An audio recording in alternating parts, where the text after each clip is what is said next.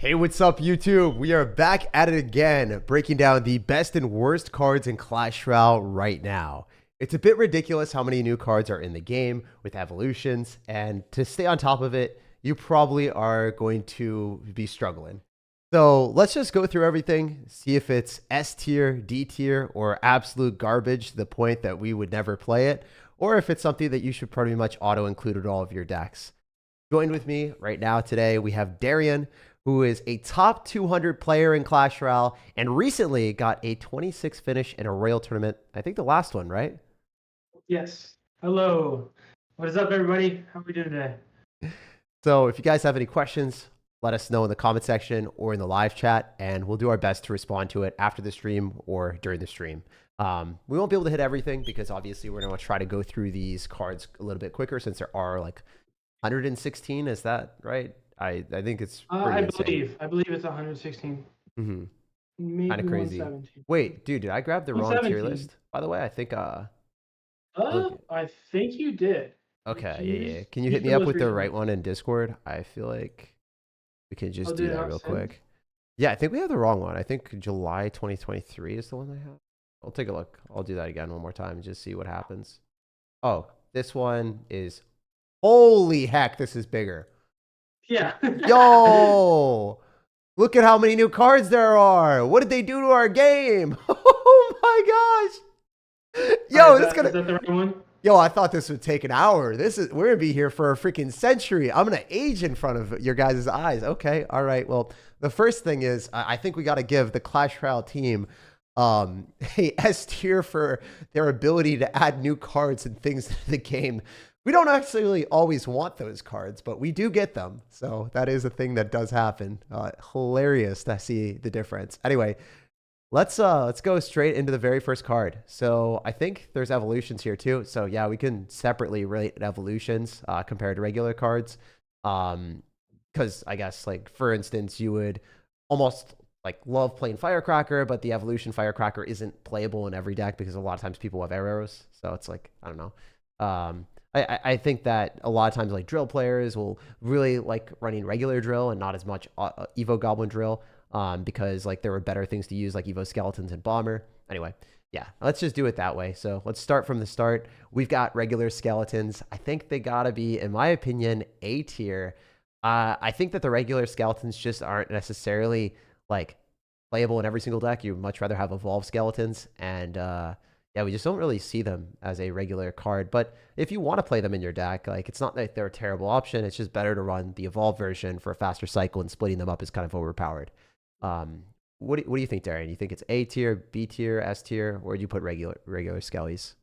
I agree to an extent. I would definitely agree with the A tier. They fit in just about anything that you want to play them in. You can put them in cycle decks. You can put them in beatdown decks to add a quicker cycle, also for a cheap defense, because they can defend things like bandits. They can defend things like P.E.K.K.A.s along with an air unit like a Mega Minion or something. And it allows for those positive elixir trades that are so crucial in critical moments of the game. Yeah, so just before we start this, someone was asking how are we rating the cards. I feel like we should rate them based off of their viability in a variety of different decks. So their usefulness in a variety of different decks. And then also, you know, a overall strength factor. If the card, like, you know, Goblin Giant, before it was played in everything, when it was only usable in Sparky, it was actually really freaking good in Sparky decks. So like it would be like a great option to be like with Sparky, but because it's only good in one deck, we could have never rated it very high. So like that's just an example, specifically based off of that, right? Like, there was one deck, like, you could use Goblin Giant previously and before the buff, and then it would be like not an A tier card, but it would be pretty much A tier with Sparky. That was back in the day before now it's kind of broken. So. All right, the next card, we got Bomber.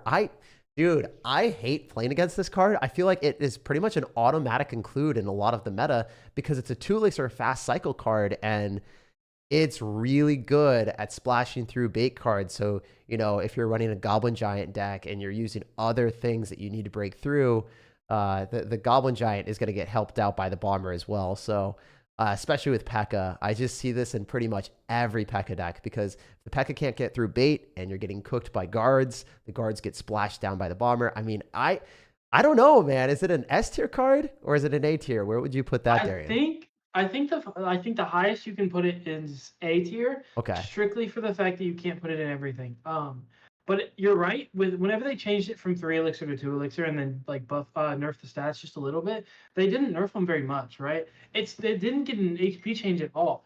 Most people don't know this, but it has more HP than both a firecracker and a set of archers, which changes the difference between 1 Mega Minion swipe and 2 Mega Minion swipes. So Mega has to hit that bad boy 2 times before it dies, which is Damn. crazy for a 2 elixir card, right? Um, Obviously the Evo is the really broken part of it, but Bomber in itself, like you get no positive trade for it. There's no positive trade in the whole game unless like they decide to play it into a prince, and at that point it's stopping a charge for 2 elixir, right? Yeah. There's so many different aspects for Bomber that you can't put it any lower than A, because you can work in Golem, it can work in Lava, it can also work in Goblin Drill, it can work in Minor Poison with the Yeah. Goblinstein decks, and like there's just so much versatility with the card. It gets value in every single matchup. Yeah. So next one, we got goblins. I actually don't really love this card. I think that they're okay. I mean, they're definitely viable with recruit stacks if you got like Goblin Gang goblins, or if you've got a lot of other bait. But if you have one element of bait, you typically don't choose goblins as your like card. You're gonna either go skellies or guards. Guards don't die to arrows, so it's just objectively better. And I'd say like, skeletons are better because they're faster cycles. So it's like, I mean, even though there's four of them, it's not great. Dude, is it a B tier card or would you go lower? It's definitely not A tier, but what would you say? Uh, I I would honestly put them high B, low A, Mhm. because with the nerf to the evolved skeletons after the season of like 2025, like the starting of 2025, there's a big nerf to the evolved skeletons, changing them from 4 to 3, which made people swap off of the Evo and instead go to one of the other Evos. And instead of running Evo Goblins, they would just run Evo Cannon, and that would allow for people to fit in cards like Goblins, because they're so good against graveyard. So things like Hoggy Q would run goblins instead of skeletons to be able to defend graveyard decks. Decks like Minor Poison would run goblins instead of skeletons to defend graveyard decks as well. And then there's like Pigsy Q. Pigsy Q typically struggles against Minor Poison because you only have the skeletons to stop the Minor, right? There's no mini tank in the deck. But when you have goblins in the deck, you can always just drop the goblins on top of the Minor, and it's a full counter even if they poison. Yeah, I'm just gonna go and show a deck that I think is really, really fun. If you guys see my most played deck, I've not played this many games this season at all. I've only played 82. Most of it's been recording because I've just hated, how the meta was mostly with freaking Rune Giant. Like it kind of ruined the game for me until it got nerfed, and I've started to enjoy the game a lot more. I've been playing on my Mhm. mini accounts a bit, but this is the deck that I've been playing with goblins. I just want to showcase that. If you guys are wondering, there are some really good decks with goblins currently in the meta. This specific Royal Recruits deck is the only one that I found success with right now in the game. But yeah, that's why I think it's at least B tier. But that's cool. All right. So Darian's like in the middle of A and B, definitely a higher B tier, and I'm just like solidly at B. All right, we got Spear Goblins. They got a bit of a buff, right? And then they got nerfed. No, they got a bit of a buff, and then they got nerfed again. Um, Clash Royale the can't buff decide. was the buff was insane because the card would get it was like if there was one Spear Goblin, they would get a hit against both Duchess and Cannoneer, and they both have a first attack speed faster than a Princess Tower. Hmm. Now that doesn't happen anymore. So if you have one Spear Goblin going down the map, they don't have to answer it anymore. It doesn't get a hit. It's so funny watching people cry about the Goblin Hood on Twitter. Like, there's a few people that are like, "Oh my gosh, my favorite card got nerfed again! How dare you, Supercell, buff Goblin Hunt?" I'm just sitting here like, "Please don't buff Goblin Hunt. No one wants to play against that." Nobody wants to play against So like Goblin Spear Hunt. That Goblins, just becomes like yeah. the most abusive metas you'll ever see. I think probably B tier, A tier. Where would you put it? For Spear Goblins, I would go. I think they're significantly worse than Bombers, so I would have to go B tier. Significantly worse than Bomber. I guess, yeah, it depends on the deck. 100%. I feel you. I feel Just you. well, you can the versatility alone, right? You can put Bomber in anything, but you can't put Spear Goblins in anything. You have Yeah, to that's put it in a why. Bridge Jam deck. You have to put it in a Minor Poison deck. You have to put it in a like, you know what I mean? It has to be something where it gets functionality. You can't just throw it into anything. I really think Bomber's like probably top of A tier too. Like I'm I would I would put Bomber above Skeletons. yeah, for sure. All right, so we got Zap. I know you're a big fan of Zap, and I hate it. I am one of those people that's like, bro, I can find other ways to work around people with Inferno Tower and Mighty Miner. I have my methods of like cycling multiple tanks, and then using a Dark Prince or something like a Royal Ghost in front and jumping over the river. But a lot of times, like people just like running Zap for the resets against Inferno Dragons pretty much everywhere. I know you're a big giant double Prince player, always in the top 200 with that. So you're probably gonna, be pretty high on Zap out here. I'm interested on your take on that because I assume it's like an A or B tier. It's kind of pretty much in every single deck. The only reason I might put it in B tier, and definitely, a little bit like lower on it is because a lot of times if you want to run something like Zap, you could use Rage and it benefits your troops and you also get the same amount of damage. So it's just like, I don't know. I kind of like Rage in more situations than Zap personally, but yeah, interested to hear what you say. I think you're going to be shocked by my response here. I think it's C tier. Oh, wait, what? There's no way. Okay, all right, but yo. But at the same time, I think that Zap is the highest skill spell in the game. Besides, it's the highest skill spell in the game. If you had to ask, besides maybe Snowball, just because there's things that you can do with it. You can stun a fisherman, right? And you can get an extra hit with the hog. You can get an extra hit. Stop the bandit from dashing, so your prince gets the connection and kills the bandit. That's one of my favorite plays ever. Nobody ever sees that though. That's like one of the pro tips that I rely on to win a lot of games. But you can do that. You can do it with Inferno Dragons, right? But as long as you like, there's so many little nicks and doodads that you can do with Zap. So if you time a Zap properly against a witch, right? They play a witch into your prince or into your mini P.E.K.K.A. and you zap the skeletons. Boom, they're gone, right? But it also allows for that interaction. Like it's just it's really consistent. Like you can always get an outplay somewhere. You can always get that extra prince hit. You can always get that extra hog shot. You can always get that extra loon tick, right? It's also immediate too compared to Rage. It's immediate. Yeah. There's no travel time. There's no drop time, right? Rage actually has a very, very small drop time. So like one of the big benefits of running Zap is that I honestly want to put a B tier, bro. Like I still see it in a lot of decks. I would be fine with B tier. Okay. I just think that I would put it in C tier because Rage is so prevalent, and I think Snowball is still better. Damn, you think Snowball is better than Zap? Okay, all right, wow. I think Snowball is better than Zap, yeah.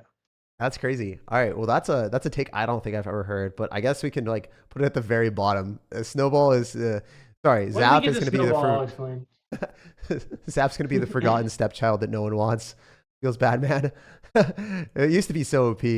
All right, so we got Knight. Oh, this card, man. I feel like Knight Evo used to be the most goated thing ever. And whenever I see like Super Card Knight, I'm traumatized because it's broken. It's like the third best thing in the game after like Mini P.E.K.K.A. and Archers. But like the regular Knight, I just don't see it in any decks. Whenever I see it, I'm like mid ladder or Splash Yard, like, or it's the Coco deck where they literally run Giant with the Knight, and I'm like, bro, get off me with that. I hate you.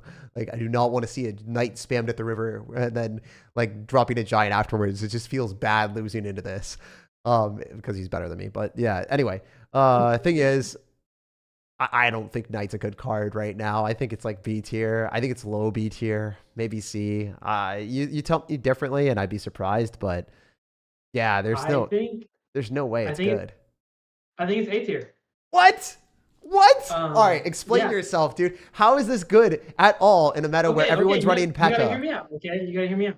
So it's really cheap. It's a good distraction unit. It's a good mini tank, right, for decks that need something to cross the river. It's good in Minor Poison. It's good in Log Bait. It's good in Graveyard. It's good in Lava Hound. It's good in Nikoko's deck, right? It's good in Bridgeman. Oh, don't pull the Nikoko deck on me, bro.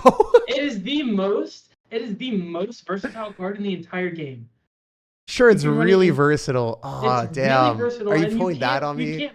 You can't put it in C tier because you can just throw it in anything and it fills that spot. But we're talking about like regular Knight too. Like I guess like this. Like, do you ever see I would put the Evo Knight lower. What I you don't think the Evo Knight is super good. But I think that the regular Knight is one of the best cards in the game. All right, wait. All right, I'm gonna look at the stats on this because I so disagree. Yo, we can't have these amount of disagreements because we're gonna get cooked. All right, we're gonna look at the top 200 right now. The stats.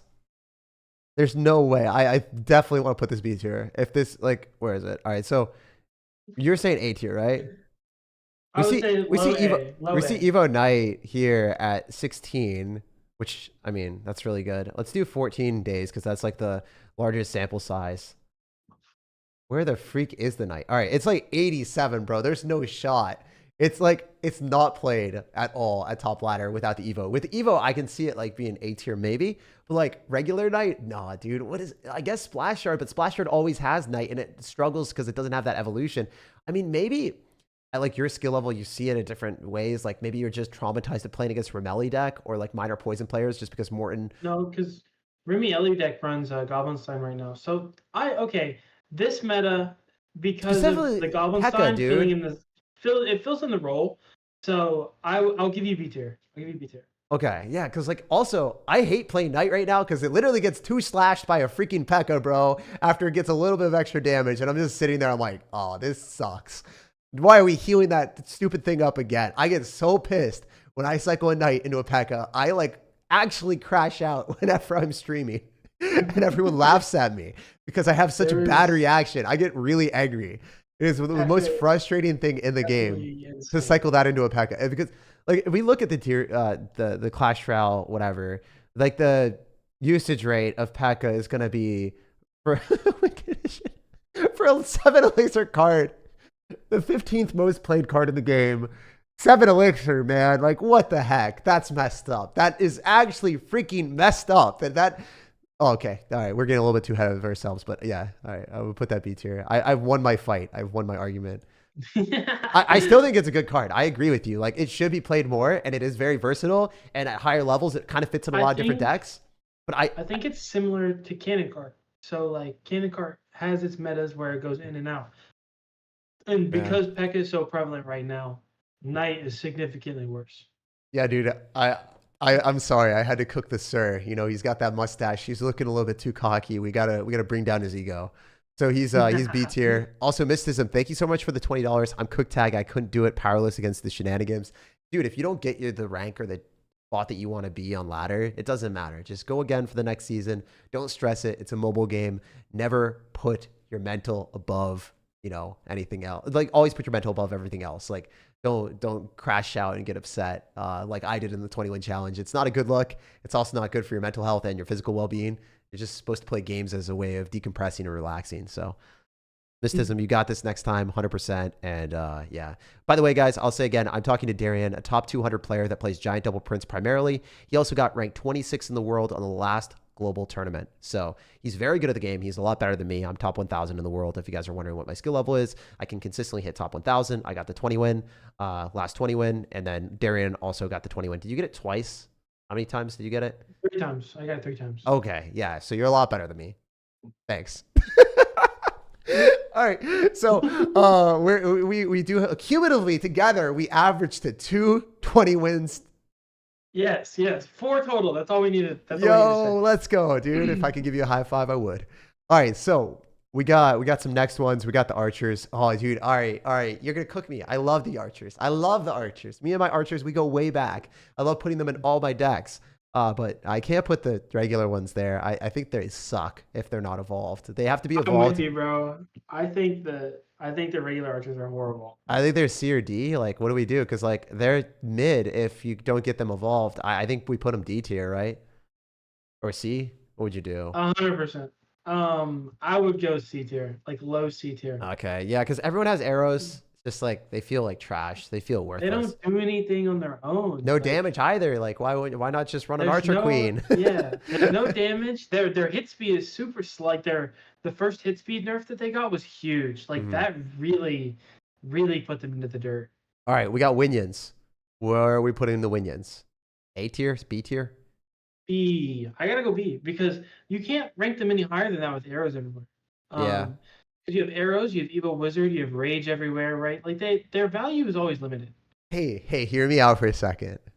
Giant double minions. I don't know that I could get 3K with giant double minions. By the way, he's at 3,000 medals right now before season ends, so he's obviously very, very, very good. If just for reference, if you guys are wondering what skill level, before he's like really even finishing his pushing, he's at 3,000 medals. All right, so we got arrows next. S tier. Do we even have to talk? Broken That's spell. gotta be S tier. Yo, As soon as they got the change, they've been broken ever since, and I don't know why they never got any changes. because the developers play arrows. Just kidding. Conspiracy theory alert. All right, no, for real. Like every time I look at the card, I'm just like, dude, it is such an easy auto include. The amount of damage it does to towers is ridiculous. The amount of area it encompasses is ridiculous. The ability to kill dark goblins, princesses, and not have that much delay time is ridiculous. Like the cost effectiveness of it almost in every situation is awesome. If you're running a beatdown deck and you snap on a dark goblin and then you also hit a cannon and a tower, it's like, what the heck? Like always worth it. Most of the time arrows is paired with rage or another small spell too. So like goated card. As soon as it got that huge damage buff and it started to be able to you could go like zap arrows on top of magic archers and Zappies. you could go zap arrows, yeah, and zappies and mother witches, right? And then you go fireball arrows on top of night witches and archer queens, and you could go like you used to be able to go Kill arrows skeleton alone dragons. on a set of guards. Like that was crazy. There's just like you can use it in any scenario you want, and it travels so fast. It travels faster than a fireball, and it travels faster than a snowball. Like you can reactively play cards. It's almost as fast as a rage, and that's crazy because the rage only has the drop down time. It doesn't have the time it needs to like travel across the arena. Kind of ridiculous. They need a huge nerf, and it's got to be either to the rage or the travel time. I don't know. I don't care which one they do, but it's got to be to one of those two. Yeah, actually insane. They totally deserve to be nerfed. It is an auto include in almost every deck, whether it's a graveyard deck, a beatdown deck, cycle deck, a royal recruits deck. Like, oh my gosh, it's pretty much in everything. Like, I don't know. There's not, and because if you're mid ladder, you want to kill firecrackers. If you're top ladder, you want to kill dark goblins. It's like no matter what, it's good. So yeah, cannon next card. Ooh. I love cannon. I think it's A tier, man. I think it's one of the most cost-effective buildings in the game. You're only slightly sad if you're playing against Lava Hound. Everything else is like really good. I honestly could go S. Ooh, you think we go S? I mean, I'll leave it at A because I think the Evo cannon is even better. What? Okay, wait, what are you cooking? All right, I personally have not touched Evo cannon that much. I'm excited to hear why you like Evo Cannon. Maybe because I beat you in a video and you ran Royal Recruits. Is that why? You're just saying I'm boosted? Oh, no. Evo Cannon is just, it's insane. It kills bombers, it kills minions, it kills archers, it kills firecrackers, any of those arrowable units. It does the damage of a royal delivery. So, like, you can go Evo Cannon log on top of a lot of fireballies. And let's do Evo Cannon right now, and let's put it at least A tier. And I guess, I mean, I've seen a lot of people use it, so I'm down to include it there. It's really good in that graveyard deck. And it works well in graveyard, it works well in log bait, it works well in minor poison, it works well in drill, it works well in hog rider, it works like any cycle deck. You can even run it in heavy decks. You can run it in Lava Hound if you're feeling bold. You can run it in E-Giant, right? Evo Cannon is a great Evo for E-Giant because it allows you to add Golden Knight back, which gives you more synergy with the entire deck. Oh my gosh, dude. I cannot believe this. 39 decks in the top 200 are running it. Yep. Yo. Okay. All right. I mean, this is ridiculous. I didn't think that would be a thing. Okay. Yeah, Evo Cannon is one of the best cards in the game, in my opinion. Yeah, I guess I was just straight up wrong. That's always a thing. sometimes you're just a bit of a dum-dum. It's one of those moments where it actually, I might just, if you think it's S tier, we'll put it S tier. You think it's S tier? I'm going S. We're putting it S. All right. I just haven't gotten that much experience with it. I don't play the card. Yeah, I'm just going to pass it off to the top 200 player to delegate this as an S. Shout out to Darian for saving my butt on some of these cards. I mean, I would say it's A, but looking at the stats and looking at what he says, we're putting it S tier. You guys can also disagree. If you guys have any, things on any of these cards that you agree with or disagree with, let me know down below in the comment section. Let's have a discussion. Let's, get better together and also understand the game to a different extent with everyone else here. So interested to hear you guys' feedback on these cards. And if you think any of them should get nerfed or buffed, yeah, let me know. I can't believe Evil Cannon's an S tier. So again, like what changed it? Like what the buff damage, like what does it kill now? It used to not kill bombers. Yeah, no, that was trash. Like that's Yeah, that was my memory. it wouldn't kill bombers. It wouldn't knock the shield off of a Dark Prince, I don't think. Like it didn't do much damage at all. It would barely kill minions. So think about like dropping arrows. So it went from the damage of arrows to the damage of a delivery. Damn. So it does delivery damage, basically? Okay, that's kind of crazy. Pretty much, yeah, yeah. So it does the damage of a delivery. All right, that's a good perspective then. Yeah, no, delivery is really strong. So yeah, no, I get this. I vibe with this. I vibe with this. Free delivery all over the map. Okay, yes, yeah, sure. S tier, sure. I see that. It makes sense. Otherwise, Mohammed Light and those guys wouldn't be playing it. All right, cool. We skipped to that one just because we were talking about it. All right, we got Tesla. This card sucks. That card is horrible. Where do we put it, my guy? D. If you're running any deck that's not Expo, I don't know why you're ever running Tesla over Cannon. D. I think I'd have to see your D. You can choose. It doesn't one-shot minions anymore or spirits. Like, wait! It doesn't one-shot minions? Or spirits. Oh my gosh, dude! All right, it's going straight to D tier. All right. Yeah. I see. Like, horrible. I don't play this card because it's so bad. It's just like I don't even know. So I'm glad you're out here knowing the. It seems like you are well tested with the terribleness of the Tesla. All right. Cool. I used to have some serious beef with Prime Tesla. All right, people would just set that bad boy in the map and it would just sit there and kill everything that I played into it. But now it's two-shotting my minions. I'm chilling. By the way, I really like Mortar. Even if it's, not evolved. Love Mortar. I think that Mortar, even when it's not evolved, you can run other bait cards. Like, bats are super good. So broken. Yeah. I think it's so good. It's not utilized right now. Yeah, I think regular Mortar is just super good. Well, it's not utilized right now because Evil Mortar is just so good, right? Like, there's no point to play only the Evil, like the normal Mortar.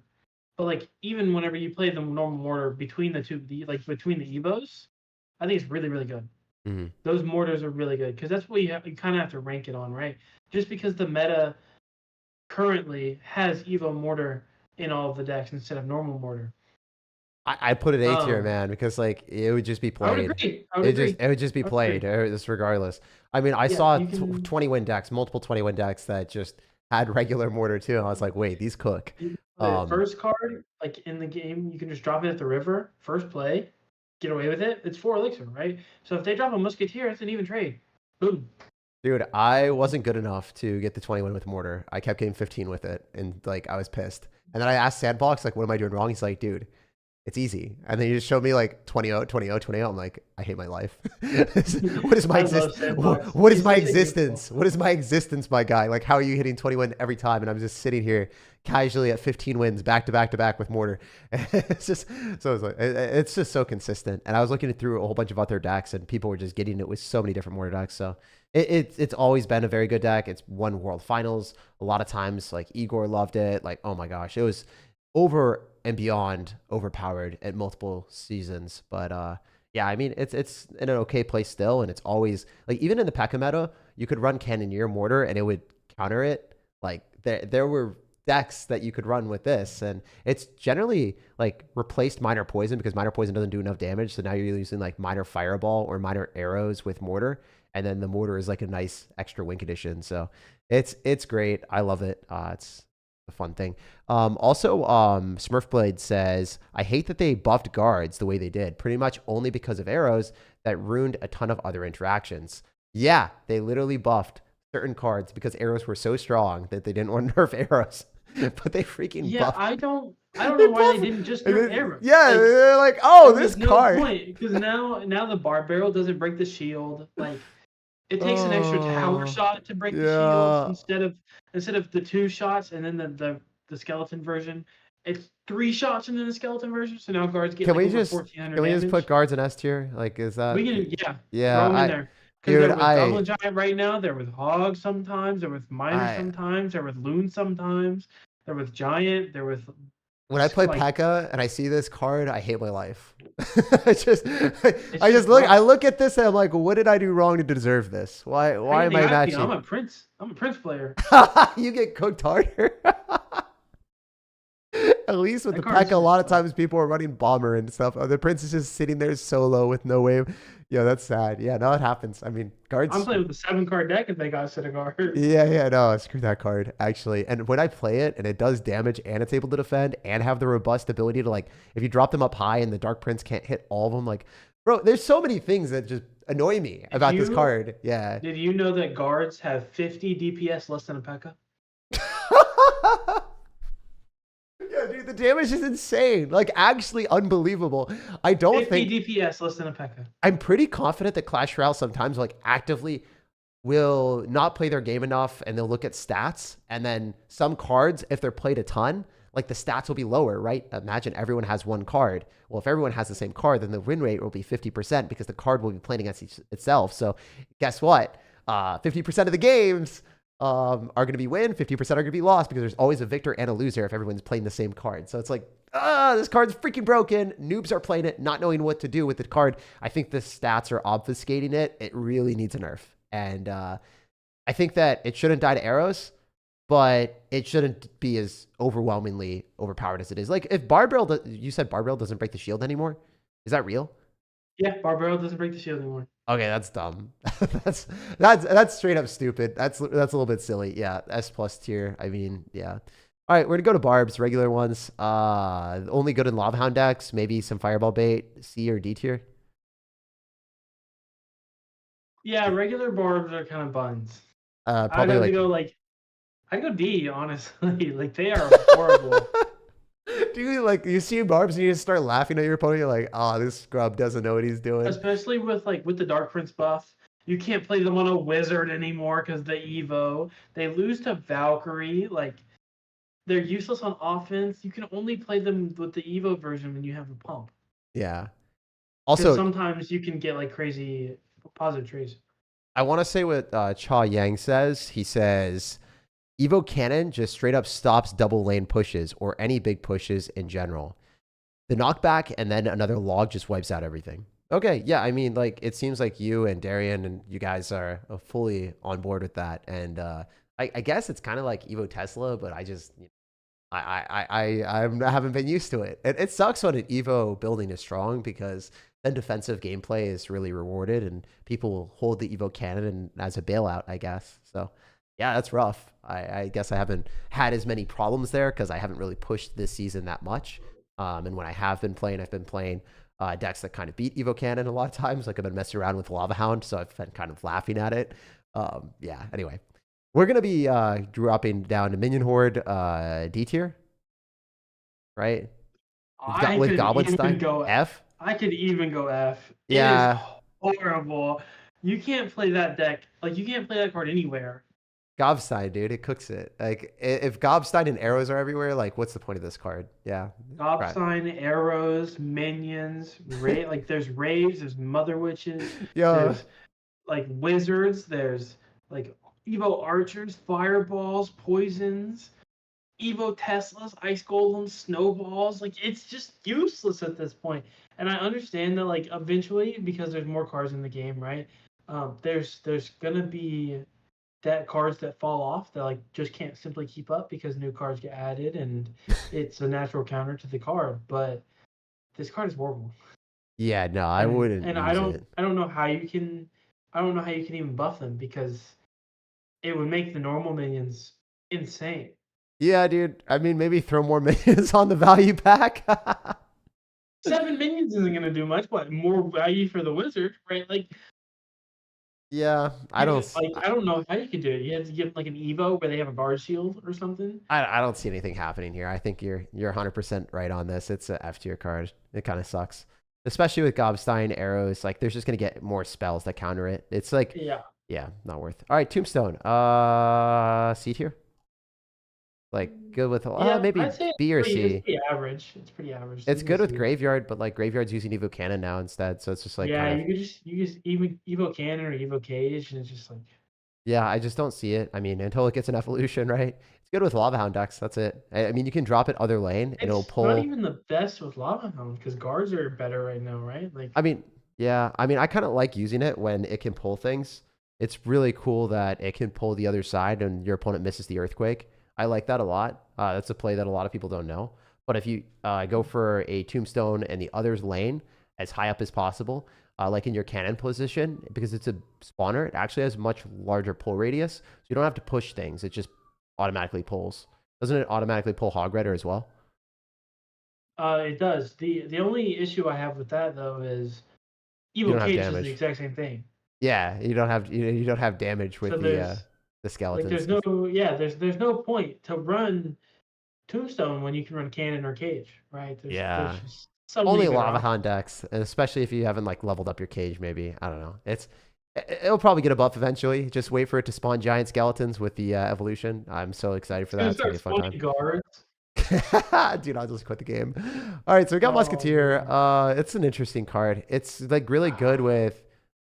I mean, this is pre-buff, right? This is pre-buff Yeah. before it So gets the. pre buff I'd go B Let's tier. factor in the buff.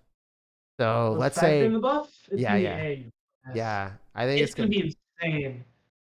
The fact that like the fast, so basically what's going to happen is its attack speed, how much is it? 25% It or went from 15? 0.8 to 0.6. It's a 25% reduction. So that card is now going to hit faster than a Dark Goblin.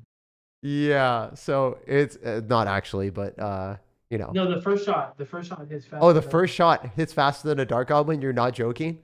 It's the same speed, I think, actually. Bro, what the freak? I saved myself.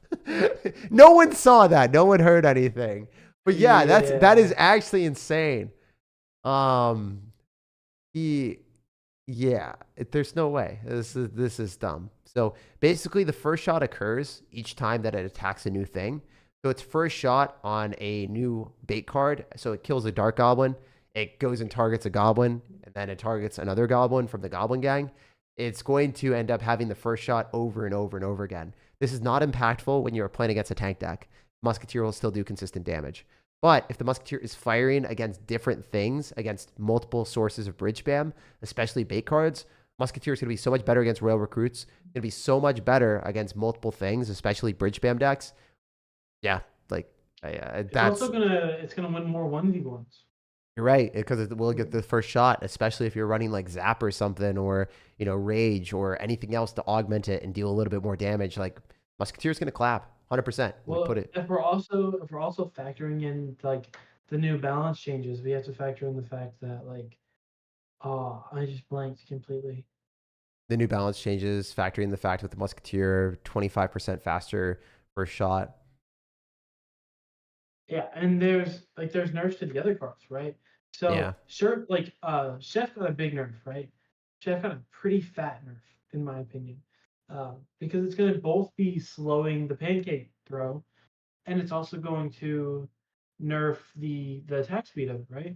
And Yeah. with the nerf, like with less Chef, there's going to be less Chef with Lava Hound, and the big thing with Lava Hound was it would buff the pups, right? And the Mm-hmm. Musketeer would no longer one-shot those lava pups. Now it will because no one's going to be running Chef.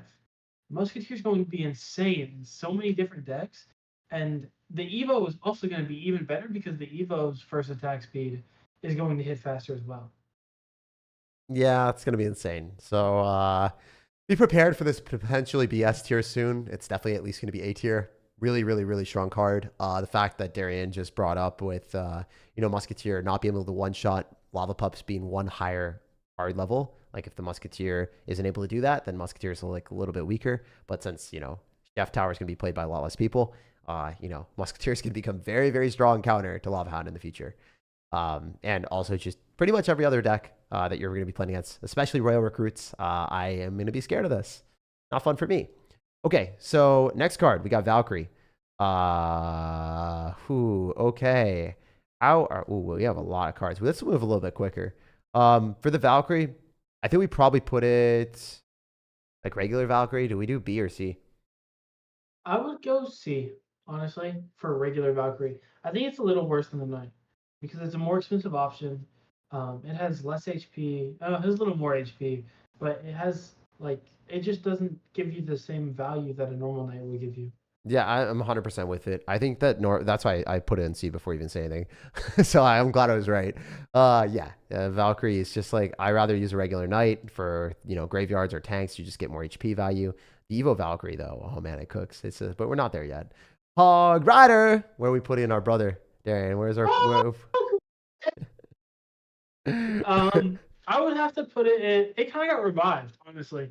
It used to be really, really, really bad, but with the buff to Evo Cannon, it allowed for Hog Rider to come back. I think I think Hog is probably B tier right now. It's not the best win condition, but it's definitely not one of the worst. You can use it consistently at high levels. You can use it consistently at low levels. It pairs well with Firecracker. It pairs well with Princesses. It pairs well with mini P.E.K.K.A.s. It pairs well with Knights and Ice Golems and all the mini tanks and Musketeers. Like you can synergize it with any card you want. You can throw a Hog Rider. It's weird. Like it's one of the most versatile win conditions in the whole game. Dude, you're gonna get an army of haters after you said Hog Rider is viable at low ladder. They're gonna be like, "What about the Mega Knight P.E.K.K.A. Goblin Cage Fisherman deck, Darian?" What is your response to the people that get into that? Like, just straight up, I want to hear. Throw the Mighty Miner Guards. That's all I can tell. Throw the Mighty Miner Guards. Mighty Miner Guards. Okay, so yeah, if you're a mid ladder and you're losing with Hog Rider, Mighty Miner Guards. Okay, spoken from a top 200. All right, we got Mini P.E.K.K.A. next. Ooh, this card got a 5% damage buff, right? Was it health buff? Forget. Damage. It was damage right. buff. So that Is changes interactions. B tier? I think it's B tier. Yeah, we can throw it in B tier. Yeah, I mean, I think it's like only really viable with like Giant Sparky or like Hog Rider, Firecracker, Mini P.E.K.K.A., which is like mid. I think that Hog Rider is like actually pretty good. It's like borderline low A as well, high B. It's one of those cards where if you're running Hog, a lot of times it's going to be viable depending on the meta. And in this meta, like it became a lot better because Mighty Miner and Evo Cannon work really well with it. But in the last meta, where Goblin Giant, Fisherman, like P.E.K.K.A. Evolution, like it just didn't work with NATO. It was just really hard to play Hog Rider. For the 20-win challenge, pretty much impossible. Royal Hogs were just objectively better in every situation. But right now, they're a lot better. So it's weird because like Hog Rider, I think, is lower A tier now, but like it was high B. Like, I don't know. It's just like averaging it. I'd rather put it in B tier. And then Mini P.E.K.K.A., we were doing B tier as well. Let's go for Fireball. S, A? What do you think? I mean, it's kind of in pretty much everything. I gotta go. It kind of had a revival. So if you go and check the top 200 right now, I'm pretty sure it's in a lot of decks. It had a revival because Barbs came back due to the Rune Giant. And Fireball Zap now kills Stein, the Doctor. Played in 23 decks. Not that much. Yeah, it's definitely worse than Arrows. It's worse than Log. I think it's personally worse. Play less than Evo Cannon, dude. Bit. Yeah, it's not amazing. And Evo Cannon takes a slot in your deck where it's an Evo, so it's like it should theoretically be played less. That's why I was like so shocked about Evo Cannon. So it can't be S tier, I don't think. You put it A tier? I'd put it A. Yeah. Okay. Yeah, it's understandable. You can't put it in S when Arrows and Log are so far above it. Yeah. I don't think it's really comparable. All right, cool. Oh, we got Bomb Tower. Dude, why is this card still in the game? Like, screw it. Whenever I play Recruits and I play against morons that run this, I get so annoyed. I'm just like, you have no business playing this when this does negative damage to P.E.K.K.A.s. Stop it. It's really weird. B tier? It's really mediocre compared to like P.E.K.K.A.s, right? Yeah. But as soon as you see a set of piggies drop or a row of recruits to back, you're like, ooh. Is it played delicious. in any decks whatsoever? Like, is there any deck in the top 200 that plays this card? I don't think so. Remy, Drill, some minor poison decks. There's a few. It's not super popular, but there's a couple. I'm searching for it. I'm trying to find it. Two after healer. Right below Barbarians. 8. It's just from Melee deck and Darn, then the balloon deck. The balloon yeah. deck is like probably better with Evo Cannon, to be honest. Like this guy probably just like preferences it. Yeah, I mean it's just like literally Magic Archer deck or Melee deck. Is that viable enough to be like B tier? I don't know, man. I think it's a C tier card. I'd go C. I'd go C just because like B tier and C tier are like average, right? But it's on the lower end of average. So Yeah, it's definitely not I would, good. yeah, I'd put it at C. All right, Giant. This thing. It used to be broken. Where would you put it? B tier? I think Giant is in a unique situation where its direct counterpart is broken right now. So Goblin Giant is insane. Probably like a top 5 card in the game. Honestly, coming from a Goblin Giant player, I think that card's broken. But it has a weird, like it has, because you don't get any support with it, right? You have to play a card with it, otherwise it's terrible. You're saying that we're spoiled from our Goblin Giants. Yeah, pretty much. Like that made the standard so much, like so much higher because Goblin Giant moves faster. It has a insane amount of HP, and it has some units that defend it. So it I, just pressures a lot more. And there's no point to run Giant when you can throw in a Goblin Giant, and now you have the exact same tank that defends itself and moves faster. I want to put it C tier, but I can't because I think the card itself is like actually good. So Like I the kind of card want to put it itself B. is really good, so you can't put it any lower than B. Yeah, I think like with Giant Graveyard or just like any switch of the meta whatsoever, this card becomes really good. Like let's say Clash Royale like wisens up and decides to nerf P.E.K.K.A. and decides to nerf Goblin Giant, like an actual nerf that's impactful, then Giant becomes like a really good card again. So then it could get A tier. So let's just keep it B tier. Let's keep it real. All right, Wizard, you suck, Wizard. You're going in D tier, right? It's still it survives poison, right? You can give it a C because it survives poison. The HP buff made it C. Ah, it's so mid though. Like, why would It you is run a mid, but garbage card that can get outranged by Musketeer, Dark Goblin? Like, if you're good and you drop your Dark Goblin off the side, why would you ever run this card like regular over a freaking like there's dark like? really no reason Dude, to. there's no reason to run it over Archer Queen, right? Like, literally zero, unless like you just don't have the ability to upgrade it. I don't know. Like, even Executioner solo, I think is better than this. Oh, Like, 100%. like I don't You like can't the. Can we you put the can't put it. regular? You can't put the regular one in D tier. Do you think it? I Like don't think you can just because there's survivability after the poison. after the HP poison buff, yo, dude, they just decided to do that to cook me. They decided to keep the wizard alive just for that buff. That is really like the only thing that's keeping it out of D and F tier. All right. Inferno Tower. Ooh, okay. I mean, I hate playing against this when I run beatdown stuff, and I love playing against it when I'm running against beatdown stuff. Yeah. Beatdown decks don't like it. It's super garbage against like Rail Hogs, super garbage against Wall Breakers, super garbage against Recruits. It's like matchup city. It's good against Lava Hound. Really good against Lava Hound. I could go like B tier or I C think tier. I think B tier. I think B tier. It's definitely not Just as bad as because any of the C tier cards. I think it's a lot better versus piggies than people give it credit. Because if they drop piggies, it solos them. Like if you drop an Inferno Tower in the proper What spot, happens with the Earthquake? you can then that's a 5 for 8 trade, and you can drop 3 more elixir to defend. Okay, I guess I'm just bad and I am down elixir. Skill issue. Yo, you don't have to call me out like that, bro. Damn. All right. Like, if they're gonna commit to the piggies EQ, then you get to also commit with the 3 Yeah, extra elixir. I feel you. I guess I'm just bad. All right. I'm not as bad as a Goblin Hut though. We're putting Goblin Hut F tier. It's not viable. We're not discussing That trash is trash. You put all the spawners. Does like no damage. Oh, it's so bad. I think you can sneak Furnace up to D. Besides that, you think Furnace is D tier? There's no way, dude. It's not viable. Just because Fire Spirit's insane. There's no way. Wait. Yeah, Fire Spirit's got buffed. How big of a buff is that? Is that really big? I don't remember. I'd have to go see. But okay, so tentatively D F tier. Like I think it's F tier. Yeah. I want to put it F tier. I like actually laugh at it whenever I play into it, dude. Mid ladder players. I mean, hey. If you're mid ladder, it might be a little bit of spicy D tier action. So far put. I think tower troops kind of killed. Really.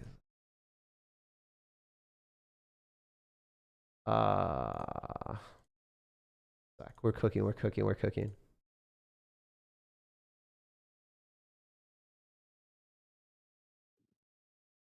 Jake, what do you do?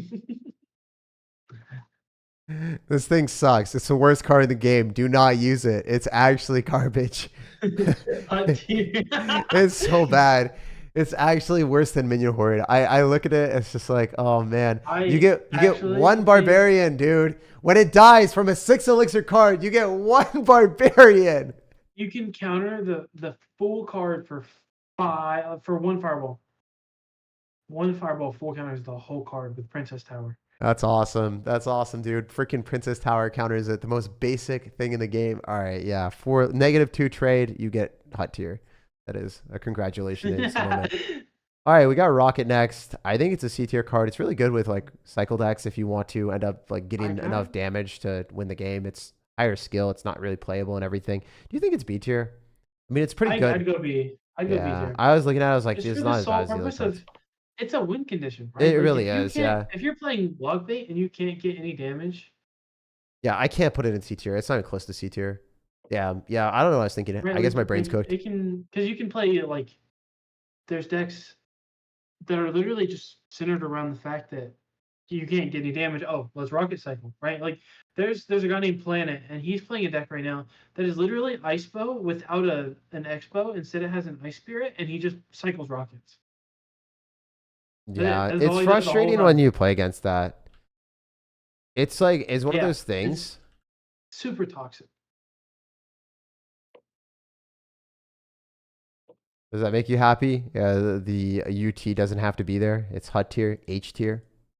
We did that. We did that for Smurf Blade because he wanted us to make sure that everything's set. Is that your boyfriend?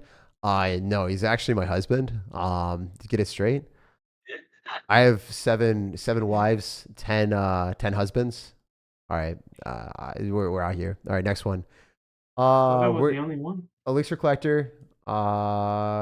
It's really garbage when you're playing Earthquake and you see that Elixir Collector is just like not necessarily that like impactful for you. It's a dead card in a lot of situations. I don't think we can put it above C or B tier. Where do you think it should be? I mean, it could either be like the most broken card in the game if your opponent doesn't have a big spell, or the worst card in the game if your opponent has Earthquake. I think you got to go with C tier here. Because it's like on average, like I don't know. It could be like F if your opponent has Earthquake, or A tier, S tier card if your opponent doesn't. So it's just really hard to, give it a super, super high rating. I think It's like you kind of it's too matchup dependent, right? Like Yeah. the cards that are useless as soon as your opponent has a specific card, you just can't play that. Like you can't put that higher than C tier. Mm. Also, just want to say really quickly to anyone that's watching, if you guys enjoy this type of content, definitely like the video. It goes a long way. It allows me to do these tier lists. And, the more views we get, the more likes we get, the more I'm able to do these type of breakdowns and extra long forms of content for you guys. If you appreciate it, let us know by liking the video. And comment if you guys want to see any changes or improvements to this in the future.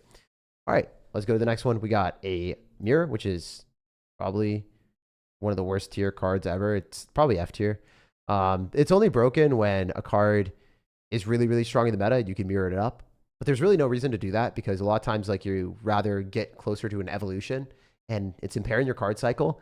And there's not really much like regular cards that are worth mirroring up. You rather just like cycle evolve cards. When there is a really broken card like Goblin Machine, when that was broken, you just wanted to mirror it up and you'd win. The thing that the Clash Royale needs to do is the mirror test.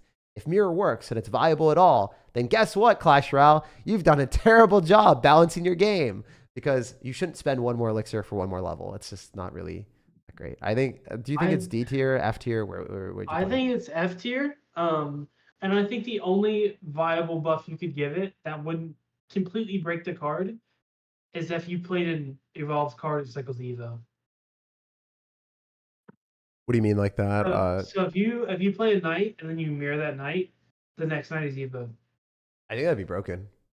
It would be 100% insane. I mean, as a YouTuber, I'm all for that buff if they nerf it in a day. But as a player, hell no. Get that out of my face. Respectfully, sir, I hope you are not trying to kill my game. All right, we got Rage. Broken card. Broken card do broken things. Broken card go to A tier at least. S tier. Oh, okay. All right, understandable. Evo P.E.K.K.A, other stuff it synergizes really well with. Okay. Yeah, I feel that. I mean, it's probably the most impactful, best small spell in the game right now. Yeah. 100%. I mean, besides arrows. Besides arrows. Sorry. Yeah. Arrows is like that middle ground, though. You think this is better than arrows? Really? Mm, I don't think so. I don't think it's close to as good as arrows. I think no, arrows are S tier. I'm saying arrows is like a middle ground spell. Yeah, but I don't think there's anything better than arrows. I think arrows is the best spell in the game. Hmm. Do you think anything's better than that? There's no way, right? What's better than that? Rage, maybe, but like not really. Log on a good day. That's it. Log on a good day is crazy. I can't believe you just said that on camera, my guy. Oh my gosh.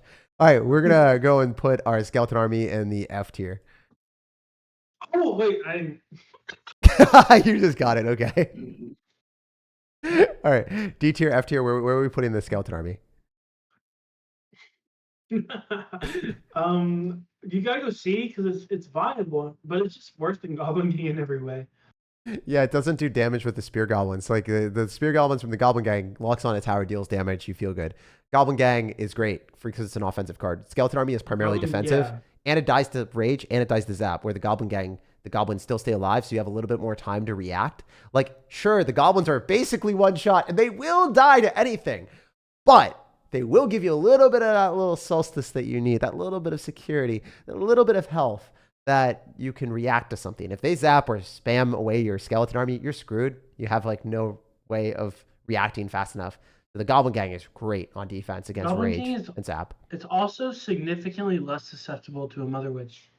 Yep. Like you drop a skeleton army down and name Mother Witch, it's just like double tap swipe. Why use skeleton army right now when you have evolved skeletons? Like seriously, it's just I don't know. Anyway, we have Goblin Barrel regular. I think it's C tier. Yeah, I think it's pretty bad. It's like you don't really use it without the Evo. All right, we got Baby Dragon. Ooh, this card. I mean, after the buff, the fact that it can splash onto multiple cards is hilarious. Like I look at it, I'm like, damn, like this card slaps. I don't know. A tier? Where would you put it? It has the same splash radius as a Sparky now. Yeah, I mean it's high, B tier, A tier, low, right? I don't know. B just because the buff itself simply revived Splash him. I thought you were gonna be like B because it has B in its name twice. Or no, it's just B for 2 B's from Baby. Yeah. All right, we're done with that. That's pretty degen. Anyway, it's definitely a good card. I mean, specifically if you're playing it with like Lava Hound decks, really good. Like Baby Dragon with Ram Rider and P.E.K.K.A used to be goated, and then P.E.K.K.A became not a control deck, it became a beatdown deck where you can suck at the game and spam till your heart's content and all in and sack your tower and go and win. Then Baby Dragon stopped being in the deck. If you guys can tell. Went from being the most skillful card in the whole game to the easiest card to play in the whole game. Yeah, no, that's messed up. Baby Dragon, I guess, is great with graveyard decks too. So I don't know. I could see it in A tier. It's just hard to have the opponent like Baby Dragon and then like defend. Like when the Baby Dragon is near the tower, it almost always splashes on the freaking tower now. It's just so niche that I can't put it above B. I think the other thing that I would recommend is if you use Baby Dragon and you're like ever playing against it, right? Or using it, you know that the Baby Dragon is going to splash onto the mortar and the supporting units nearby. Like it always does that now. And it's fire to have that fire blast onto multiple things. So I really, really enjoy Baby Dragon. I hate playing against it, and I don't know. It makes me want to put it A tier. I think later on it could definitely be higher tier when the other cards get nerfed that are broken. You know, assuming Clash Royale nerfs things more than buffs it in the future, then Baby Dragon is going to keep rising. The Baby Dragon stonks will rise, but Musketeer's going to kill it. Oh no, dude, no, that's so sad. Our derpy dragon with his tongue out. He's not gonna have he's not gonna have yeah, he can't be A tier. He's gonna get absolutely clapped by that thing. That's sad. Maybe he's gonna be middle of the B tier. Nah, I think he's still gonna be better than Giant. I don't know. All right, I think he's still the best out of those cards. All right, so next card we have is Freeze, the most gimmicky card ever. C tier. Good with Graveyard Freeze. Yeah, it's good with Graveyard Freeze. Amazing, but like Poison's bad though, so like Graveyard Freeze is better than it used to be. Lumberjack Balloon, yeah. I don't think we can put it lower than C. I think like Lumberjack Balloon, Graveyard, and then Hog Rider. Like Hog Rider is a stretch. Hog Rider is not real. With the Evo coming out, okay, I can give it to you because of Evo. Yeah, Evo's gonna be like really useful with it. It's definitely high C tier. Like, I think I really like it. I super like I it. put it below Goblin Barrel, above Wizard. Okay. I mean, by the way, guys, I'm not necessarily like ordering these by where they are. Like if their tier is there, then it's in their tier. But like the thing that's in front doesn't always represent that. Like, sure, the baby dragon I think is better than like freaking like spear goblins, but I can't necessarily guarantee everything is ordered exactly as I would want it because it's gonna take too much time to do that, and we're trying to do We're it a already little. Yeah. well, Anything yeah, like no. in the tier is guaranteed in that tier. And this is very, very, very clear of where we think that everything represents it. But within the tier, we don't have everything ordered. All right. So we have Witch here. I mean, we'll I still think try our best to put things in front if we think they're strong. I think which with Chef is really, really good, but otherwise it's horrible. I think it's C tier. I mean, above Wizard. I like it more than Wizard. A lot more than I'd put it Wizard. above Wizard, yeah, because it Yeah. doesn't die to Fireball Zap if it's one level above. I think it's really. Oh, it doesn't die to Fireball Zap if it gets leveled up. That's By crazy. Chef, yeah. So it's like it's really annoying. Wow. Um, Wow. Don't tell mid ladder players that they're going to start cooking. See, these interactions that you're revealing, this is why we have you here. The top 200 player breaking down all the interactions that I don't know. I mean, how else would you know that wizard or like the witch interaction where it doesn't die to fireball plus zap if it gets +1 level? Like that's insane. Like I don't play enough wizard and witch to like know these interactions, especially the witch one. Like, I don't know. I knew the wizard one where it doesn't die to poison, but that's like which one? Fireball zap when it gets +1 level is crazy. All right, where are we putting your boy the prince? Oh, S tier, not S tier. We can't put him S tier because cards are everywhere. You gotta go A tier though. Like you go any lower than that. The card actually is broken, but the meta is just bad for it, so it looks balanced. Oh, like, I don't want to put it A tier, man. Damn, really? Are we gonna have to look at stats? I want to put it like highest no, B tier. The stats are gonna say it's B tier. But the card itself is insane. Like, look at the meta and then look at like how everything counters the prince. And It's only in doing 10 well. packs, dude. We can't. There's no way. I'll give you B. I'll give you B. Okay. But the card itself is insane. I think it's like, yes, I agree with you. I think that like you much rather run Pekka right now though. Like even though you love the card and you play it and you're a top 200 player with it, like, bro, I can't. And like I see it getting countered by guards. I see it getting countered by Pekka. Just really, really, really, really frustrating to play this card right now in a meta where Royal Recruits are very dominant. Like, it's not easy. You saw my Recruits deck, the D-Gen deck with Recruits, Goblin Gang, and Goblins. That's not fun for you to play into. There's no universe where that's fun. No, so, not at all. Yeah, I mean, you'd probably still beat me, but that's beside the point. I hate that deck. Yeah, I'm sorry. I'm a little bit of a no-skill sir. All right, Jake. We're going to go and put the balloon in C tier or B tier or where?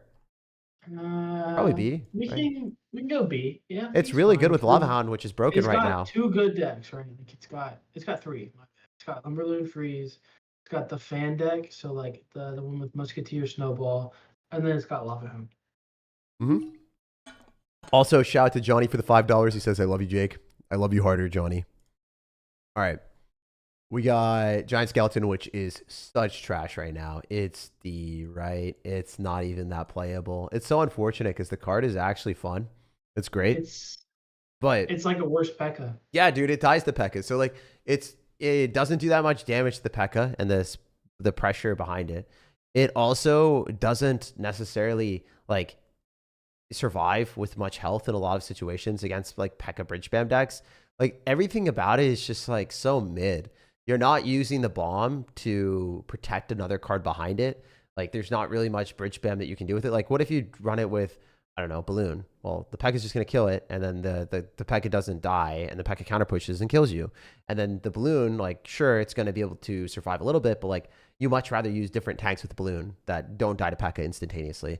If Pekka hard counters your card, your Win condition, you're just going to have a bad time. Specifically, Giant Skeleton is the easiest thing for Pekka to counter in the entire game, and Pekka is the best card right now, or one of the best cards. So yeah, it's really rough. Lightning is phenomenal. Really, really good against Gobstein. really good against Archer Queen. Archer Queen level 16 doesn't die to lightning, but so when you Royal Chef and level up your Archer Queen, it doesn't die to lightning, which is insane. I don't know. Do we put it A tier? I think it's at least A tier. Am I wrong? Did you say lightning? Yeah. Am I crazy? I could go lightning A. I would probably put it in B because I associate it typically closer to rocket. I think it's a little bit worse than fireball. But I think it's really good. It's in 12 decks. It's not as much as I thought. Yeah, I'd put it around rocket range. Okay, so you put it B tier? Yeah. Okay. I think it's like definitely better than rocket. Like I think it's like high B tier. The thing is, yeah, I think rocket is like mid to low B tier, and I think lightning is like right beside Prince. the thing about lightning is like I just think that whenever I see it, it usually floats its way into the meta when it needs to counter something like a Gobstein, and it's S tier then, or like very, very high because it's necessary. In this specific meta, I think it's just really good at killing buildings as well. Like we saw it in Goblin Giant P.E.K.K.A decks. We saw it in Rune Giant decks, and then Rune Giant got a nerf. So I think like a lot of times if the deck falls off, then the supporting cards with it are not as good. So yeah, I'm okay with it being B tier. I think like maybe a week ago it was definitely A tier, but now it's kind of fallen off. So I'm okay. I understand. I acquiesce with your requests. All right, we're gonna go for Expo now. D tier? I wouldn't put it D tier. I'd put it C tier. Okay. There's like 5 or 6 Expo players in the top 200, and maybe 7. We will look. I don't do this too often. I think we should just keep a tab open so I can look at it. I think that's what we'll do. The win rate, top 200, 14 days. I think Expo's win rate is going to be pretty freaking low.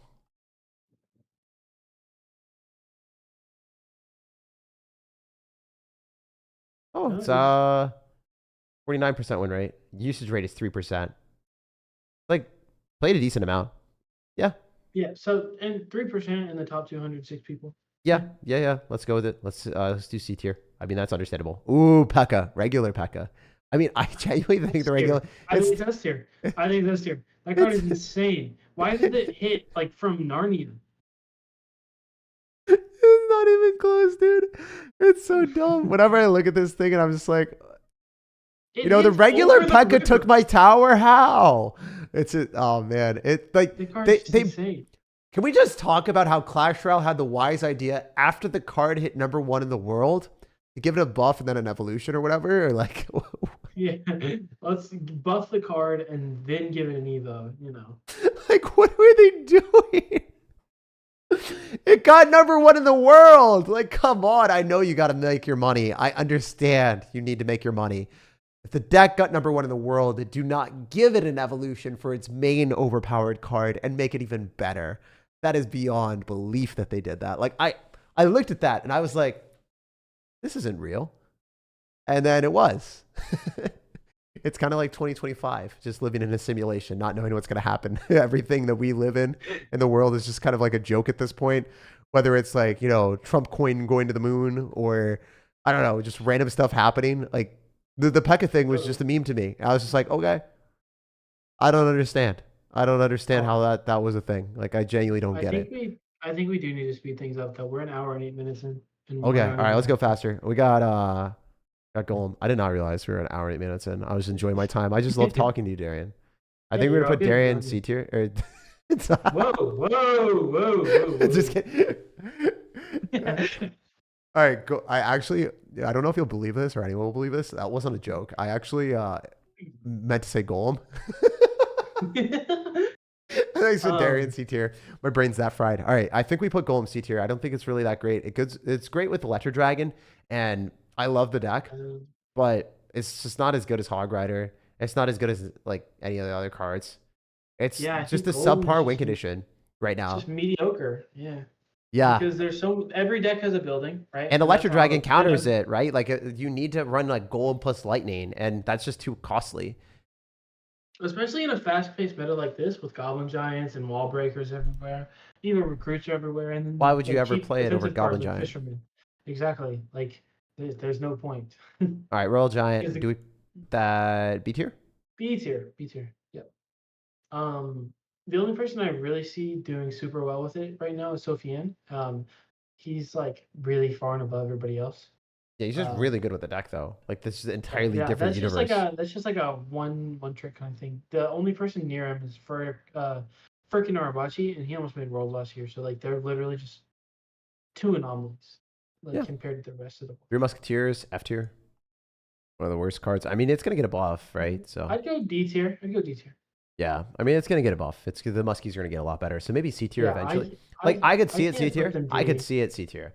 Do you think it could be if like after the buff? Like I forgot about the buff. Right now it's like D, but like with a buff.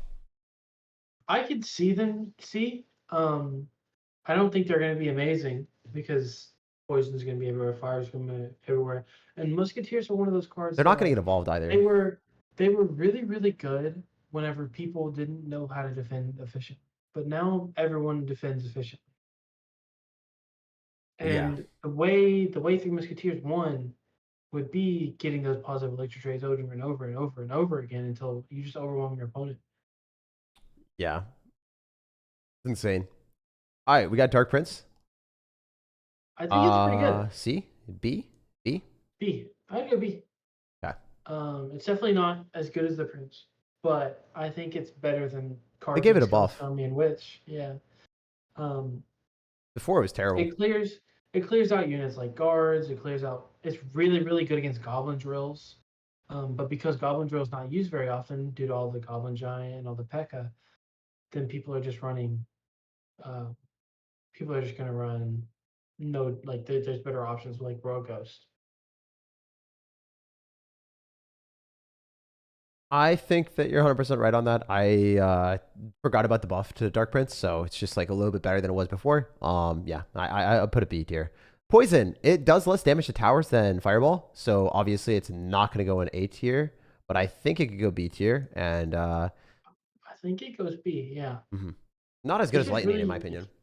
it's just really like versatile. Like, Yeah, but at the same time, it doesn't.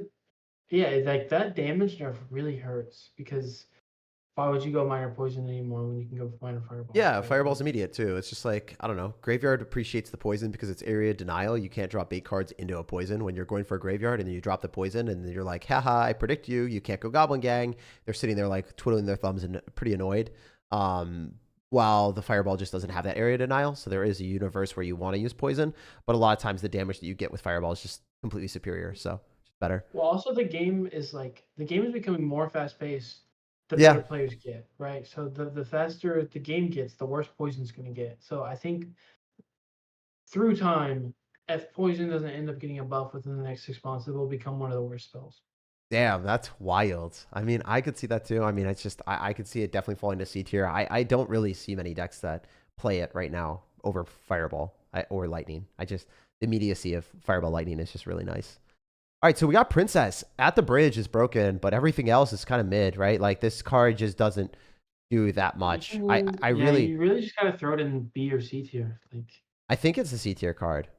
I truly don't like it. I think that I it's could at the bridge, I it's could really broken. I could sneak it in at like the end of B tier. Okay, because Princess Bridge. Princess Bridge alone is a win condition, right? Like, Yeah, it's a win that's condition. Yeah. insane. If they don't have logger arrows, it can be really insane just by stacking it. Like it just doesn't get off the map. Like that's you can't really like put it any lower than that. So where we got our Game of Thrones Ice Wizard A tier, I think. I go A tier because people are throwing it in Mortar, they're throwing it in Law. You don't even need Tornado with it anymore. It just does enough splash damage radius that you don't need anything. And it does more damage than it used to. So like, there's really there's no reason to run any other like there's no native necessary, and it has the splash damage that like does enough damage to kill an Evo Barrel, which is really huge. And it doesn't seem like it, but you run that card with a Cannoneer, and you can clear out bats, you can clear out Evo Barrels, you can clear out skeletons, you can clear out like a whole bunch of different units. You got to be honest with me. The spawn-in damage from the Ice Wizard was one of the stupidest buffs ever. Like, you don't really want to drop wizards. So unnecessary. You don't want to drop, like, wizards on top of high Yeah, damage stuff. I don't Like, I don't understand. I like don't that. I understand. like conceptually understand that it's cool when a wizard spawns in with fire or ice Well, or I electric. also I understood it with the EWIS, Yeah, the EWIS, it made but sense. the others I don't understand it. It just It doesn't screams make like any they don't sense. understand the game, right? Like, oh, I'm gonna drop my wizard on top of units that the wizard you don't want to drop on top of. Like, oh, come on, man! Like, why would you ever want to do that? Like, I don't know. It's just like the ice wizard is supposed to slow things away from you, so you're gonna drop it on top of things. Come on, like, come on. That's antithetical to how the card should be played. Sure, it can kill bats a little bit faster or whatever, but like we want our ice wizard away from things so that we can slow things down. Like, don't keep, that was. So then of course they had to give it another buff because their stupid buff didn't make any sense. Um, so next card, Fire Spirit, it's goated. Oh, A tier at least, right? I have to go A tier just because it kills goblins. It's not only And that, the damage. it does the damage of a fireball in the tower for 1 elixir. Like, what? So good with drill. So good with drill. It's It unbelievable. full counters, wall breakers with princess. You can go like there's a bunch of combinations you can use. You can use a fire spirit plus a delivery to kill flying machines and skeleton dragons. It's so good. It's actually super, super, super underrated. I hate playing against it when they run drill and they just spam Fire Spirit drill. And you're like, damn, I wanted to drop something in front, but now I have to drop something off to the side. Great. Now we take damage from the goblins. That's really fun. Yeah, anyway. Minor, A tier, B tier, A tier, probably. Just the simple versatility, like you have to throw it in A tier. Yeah, it pretty much works with everything. Balloon, minor, giant if you want.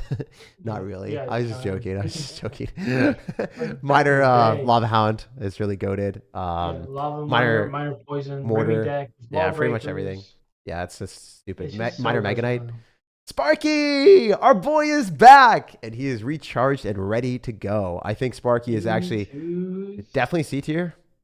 C tier. Yep. Yeah, I mean it's one of those things that like if it does end up connecting with a beatdown deck, you're gonna be smiling. If you play against a recruits deck, your life is in shambles. So it's situational. Deck, you play against log bait deck, you play against any cycle You deck actively now. cannot beat recruits. I played a game picture perfectly against someone that was like, you know, decent at the game. And they made like a couple slip ups, but I reviewed my thing. I was like, I won this, right? And I dropped like the Goblin Giant right in front after defending the entire time. And I was like, oh, I freaking cooked him. And then he still defended. I was like, Yep. there's no way. Like recruits, Goblin Gang, and Goblins, the deck that I was showing, there's no way to break through that. I was just so rattled by the fact that I played flawlessly that game and I couldn't do anything. And I very rarely played perfectly. Very, very, very rarely. But that game, I played well. And there's nothing I could do. And it was so frustrating to see a Sparky deck like where you time everything well, you eat the damage at the right points. And I had like a pro player review it and he's like, yeah, you're cooked. This matchup's impossible. So like if you have that happen certain times, like, you know, with other decks, that's never going to be the case. If I run a minor poison deck and I show you a game that I lose, we're going to be like, oh, this could be improved. But like Sparky, sometimes it's like you're cooked before you even start the game. So that for that reason, sure, it's powerful and it's really satisfying to get wins with Sparky and getting really good connections. But the thing that a lot of people that are casual don't understand is even if a card like Wizard is able to one-shot an entire minion horde and it feels really good, or Sparky is able to obliterate an entire push, you're looking for consistency and strength of the card over a wide array of matchups and also over a long period of time. You don't really want to be doing that. Also, someone asked about Giant. We did put Giant in a B tier because Goblin Giant's better and P.E.K.K.A kind of counters Giant. Giant's a really strong card, but Giant just isn't really a good card to be playing right now, specifically because, you know, the meta doesn't work well for it. Specifically, the difference, yeah. The difference between Goblin Giant and Giant is the fact that Goblin Giant can beat P.E.K.K.A and Giant can't. Yeah. And Goblin Giant also does damage to surrounding cards, so you get a built-in value, whereas and it has an evolution where the Giant's just like you can drop a Goblin Giant at the river alone, right? And it's a bigger threat than dropping a Giant at the river alone. Yep, it's just how it is. Even if you Fisherman and activate King Tower against a Goblin Giant, the Goblin Giant stays on the tower. It just keeps sitting there. The Spear Goblin's like Rage plus like Goblin Giant on the tower while the Fisherman. It's so annoying, dude. I'm triggered. All right, Lava Hound. Oh my gosh. Okay, this is a big one. I think the Lava Hound is right now, like unironically A tier. Yeah, But you gotta put it 8 just because of Chef. yeah, because of the chef. But like after the chef nerf, I don't think the lava players are how gonna care cooked about is the our Chef boy nerf. Invader after the chef and also Lismar has already said he's committing to the Royal Giant. he's quit. Does he quit Love Hound? Yeah. Okay, so a lot of like Love Hound lovers have broken up with Love Hound, and it's going to fall really hard. It's gonna get dropped on its head, and it's gonna go to like C tier maybe. But right now, as of very right now, for the next like couple days, if you want to abuse Love Hound with the freaking You think stupid about tower, 3 days. yeah, you You got think about 3 days with days. this card being so for consistency. I think we put it C tier. Yes. But right now with the chef, it's A tier. So if you guys want to play it right now for 3 days, it is A tier card. It's broken. You literally use it with the chef tower. The chef tower gets it to level 16. And then guess what? Herp to derp, your freaking lava pups get 3 shot by the princess tower instead of 2. That means they take forever to die. And their win condition, and the opponent is just like sitting there struggling, wondering how the heck are they ever supposed to kill your Lava Hound. So right now they completely screwed up Lava Hound. Like it was unfair, broken beyond belief. You could be brainless and win with it. Literally, I was just playing challenge after challenge after challenge for the first time playing Lava Hound, and I got 12 wins back to back to back with it. And I was like, I don't know what I'm doing. So yeah, if you guys are wondering, like it's really fun, do that right now, but it's not gonna last. It is C tier. All right, we got Ice Spirit. It's S tier. There's no doubt. I'm not even gonna argue with this. Like, there's no way. There's no way it's not S tier. Regular Ice Spirit, if you just get stuns with it, I mean, it works with pretty much everything. Yeah, it's one elixir. I mean, you can cycle it. You can do whatever you want with it. It stuns for 1.2 seconds. Like Oh, you good. can, it kills like snowball plus ice spirit will kill units. You can combo with an EWIZ. You can combo with an ice wizard even. Like it's just so good on offense and defense. Yeah, we got to keep it real too, as well. Like the Evo Ice Spirit got nerfed, so it doesn't have 3; it only has 2, and the Ice Spirit just has 1. And it's like, you know, it's fine. Just use that. All of the cycle decks pretty much need to have resets, otherwise you're going to lose to like Mighty Miners or especially Ram Miners. Like Ram Miner, you got to have a way of knocking back the Ram Miner, resetting its charge, and stopping it from hurting you. If you drop an Ice Spirit high, you can pull back P.E.K.K.A.s and then freeze it, and then have more room to like maneuver and kite units around the map. It's just really good. So Ice Spirit's S tier. We got Bowler. This goofy guy is just looking at us. I think it's probably B tier. Yeah, you can go B tier. It does really good into drill, really good into bridge spam, really good into weirdly enough, good into P.E.K.K.A. because most bowler decks you also run a mini tank or guards. I think it's So good really against good. recruits. Yeah, So but I good would against put it like recruits. towards the end of B tier. I mean, I got the because 20-win challenge with it, so I'm a little bit partial There's to it. there's a very special card I want to put at the very top of B tiers. All right, where are we putting log? I think it's A tier. I think you're gonna argue with me though. I think you're right. I'm gonna put it in S. Ah! All right, let's take a look. S tier. It has like 100 decks in top 200. If it has 100, then I submit to you. If it's even 50, if it's over 50, then I submit to you. 81. I'm wrong. I thought it was gonna be like 30. It's Oh my everywhere. gosh, dude, what the heck? All right, yep. That's why I said earlier that's the only spell that can contend with it. Okay, fine. You're right. I'm wrong. I'm dumb. All right, we're gonna pick Lumberjack, and we're gonna put that in probably. Lumberjack just got a buff. I think it's gonna be really good next season. I kind of want to put it in B tier tentatively. I can go B tier. Yeah. Okay, yeah, it's like not that good of a card right now, so we'll see what happens. I mean, I the think regular that- I Lumberjack think is good with Cause- Balloon. Yeah. But like, what else? What like seriously? What other win condition would you run Lumberjack with? Like honestly, like let's Ram not be Rider. hype. Ram Rider. Really, you're gonna run it with Yeah. Ram Rider? Nah, dude, there's no way. It's just like there's no shot it's even play with Ram Rider right now. Let's take a look. I don't think we'll find a single. There's I don't not. think it is in the top 200, but like I'm saying, like next season it will be really good. There's 2 decks right now, and they're both like. I guess one of them's different. Lumberjack Balloon, and then Golem. The Golem deck sucks though. I mean, I love Golem.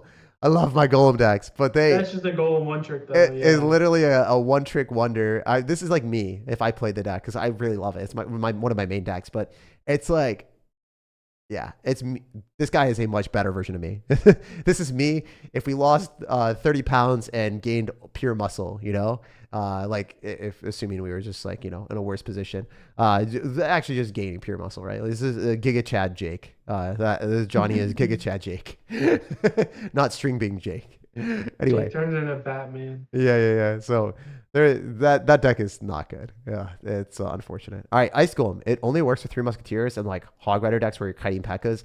I actually have a really good appreciation for Ice Golem because you're able to pull P.E.K.K.A.s all the way around the map and defend in a meta where everyone's just randomly spamming stuff. I want to put it C tier. Or should it be D tier? What do you think? I like it. I really like it with Hog Rider. I can't put it below C tier. I think it's really good.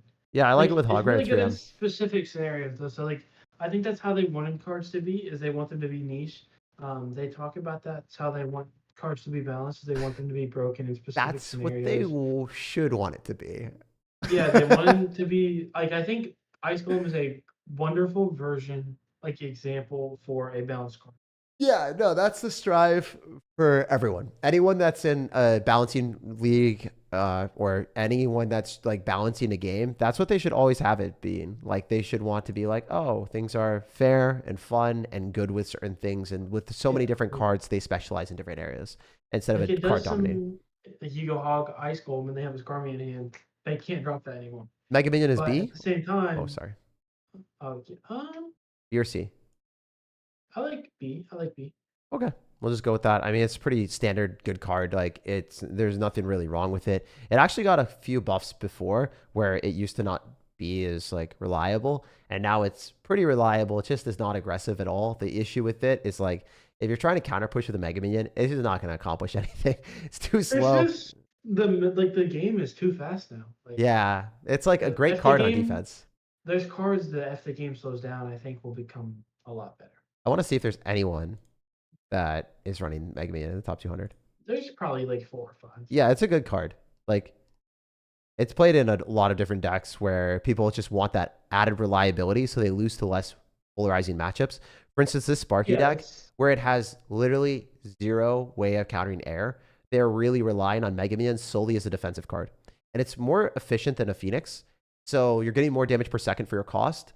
And you are definitely able to rely on it not dying to arrows or zap or any spell. Like people are not going to go in for a freaking fireball zap on the Mega Minion and feel good about that. Like that's degen. That's super stupid. So for the most part, this Mega Minion is going to be able to allow you to get positive elixir trades on defense. And that's all it is. Like you want to maybe kill Hog Riders with it if your mini P.E.K.K.A is out of cycle. But like for the most part, great against fly machines as well. 2-tapping that is fun. Yeah, I would say that Mega Minion, great card defensively, awful card on offense, and it balances itself out in a B tier. And it's only really good when you really need to defend cards in the air and you don't have any other defense. So that's what you're going to see as a common theme. It's a B card, but really good on decks that you do not care about having extra offense in. All right, we got Inferno Dragon. I think that this is probably A tier, unless you think I'm wrong. I agree. Yeah, I think it's better than Mega Minion. It could just win games, right? It's one of those cards that can literally just take over a game. Excited to play it with Rage, Lumberjack, it can Freeze. burn, like with Stein in the meta. It does well against the big boy, the Hulk. There's like it clears out. It's really good with Rune Giant, right? That made it even more broken. Whenever you rage it, it does insane damage. If it locks onto a tower, it has 50% HP. When it locks, it takes the tower. Like that card's insane. Makes sense. Yeah, I feel you on that. I do think that it's just like gonna not be very fun to play into as well. Like whenever the meta gets changed and Clash Royale's deciding, hey, we're gonna go and oh wait, what is this? Well, one sec. They decide to like change the game in any regard. It's gonna be tough for certain cards to stay at the top, but I think that Inferno Dragon always has a place in the game because it is a win condition. It defends against tanks. I don't know if you guys remember, but like with the Rune Giant, when the Rune Giant got like the buff, so did the Inferno Dragon, because the Rune Giant allowed the Inferno Dragon to get like 240 damage for each attack. And Inferno Dragon with Rune Giant is actually probably one of the best cards with Rune Giant in the entire game right now, because you can kill It's, Electro Wizards. You literally kill yeah, Electro Wizards. it makes it win against an Electro Wizard, which is Yeah, and that insane. wasn't even changed. And So an E-Drag, by the way. yeah, literally, the mode, the thing hasn't even changed because you just do constant damage, and then you eventually get the buff, and then it does like 230 damage, and it will kill an E-Drag, it'll kill an Electro Wizard, and you're just like, why is this card doing this? It's killing the cards it's supposed to get countered by. So yeah, like I do think that Inferno Dragon is really gimmicky, and it just finds its way to work because it is super strong. I hope that Clash Royale decides to nerf that or fix that eventually, but till then, it is what it is. I don't really like losing against Inferno Dragon. It's probably the least fun card to lose against in the game. All right, we've got Graveyard. It's something that Morton wants to get nerfed, but realistically, like I think it's in a good spot. I think it's B tier. I think it's a great win condition, but it reliably gets on tower to deal damage, so it's viable, useful, fun card to play. Even fun to play against. Like not one of those cards where you look at it and you're like, oh my gosh, I can't believe it's taking my entire tower in one shot. A lot of times the people have to build up multiple pushes to kill you. So, it's like you get a lot of opportunities to make pushes and hopefully break through them. Yeah, I think Graveyard's a B tier card. Do you think it's anywhere else? I would still leave it in B tier. Maybe you could slip it up to A tier. I think that the issue with the card is the fact of the randomness, right? Like that's everyone's issue with it. But if they added like 8 sets of different spawn orders, I think that would be perfect. They could add like different markers, right? And then give it a specific spawn set so that you can get somewhat Yeah. consistent interactions, No, that makes sense. right? I'm down for it. Because there's a lot of people that see their graveyards get 500 damage through a poison, and at that point you're like, dude, like this is stupid because sometimes the graveyard won't get any damage through a poison. No, I feel that 100%. That makes sense. I'm here for it. I'm here for it. All right, next card is E-Barbs. I think E-Barbs are a high C tier card. I think they're not even close to as good as a Bowler or Princess at Bridge or Knight or any of those things. But I super think that E-Barbs are an effective and good card at the jobs that they're supposed to do, like deleting Electro Giants or, pairing them with an ability of like using Evolve Knight tanking for it. Like it's fun to use, and they're really good with Rage right now and Heal Spirit. But I mean, it's not a great option for 6 elixir. Just decent, like that's the Tornado S tier. They're decent. Yeah, 100%. That card does need an. Yeah, it does need an emergency nerf. If you're using Tornado and activating King Tower, you just get like better defense for the rest of the game. You can manipulate things to pull things into your Electro Dragon evolution. You can use Tornado to pull things to the other side to win games, or pull it closer to the tower so then you can splash onto the tower. You can use Tornado to literally do almost anything you want in the game if you're good enough. So it's a whole horde of issues, especially splashing things together. So then, on offense or defense, you're able to kill a lot of things. I don't know if you have anything else to add on that, Darian. It's just stupid. Just unit displacement is so strong in the game in general. So like, like being able to move the unit of a specific person is insane, right? Someone drops a Musketeer outside of the lightning range, you can just nail it in. Like there's no point, and it doesn't like you can't outskill a tornado.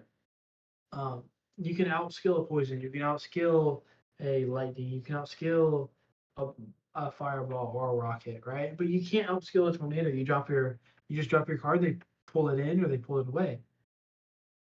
I feel that. So next one we got is Cologne. I think that's F tier. It's just really not viable. It's good with Giant Skeleton and Cannon Cart and stuff like that and Flying Machine, but really not good. I think it's got to go F tier specifically because of the meta. It's not even that Clone's a bad card or a bad concept. I think it's fine, but it's a gimmick card, right? Everyone knows it's a gimmick card, and I think it should stay that way. Yep, I think it's good. I think they did a good job balancing it. Like, it's fun when it takes towers. It's fun to play it, but man, it's not good. I did get a 12 win with it, but it was like just for fun.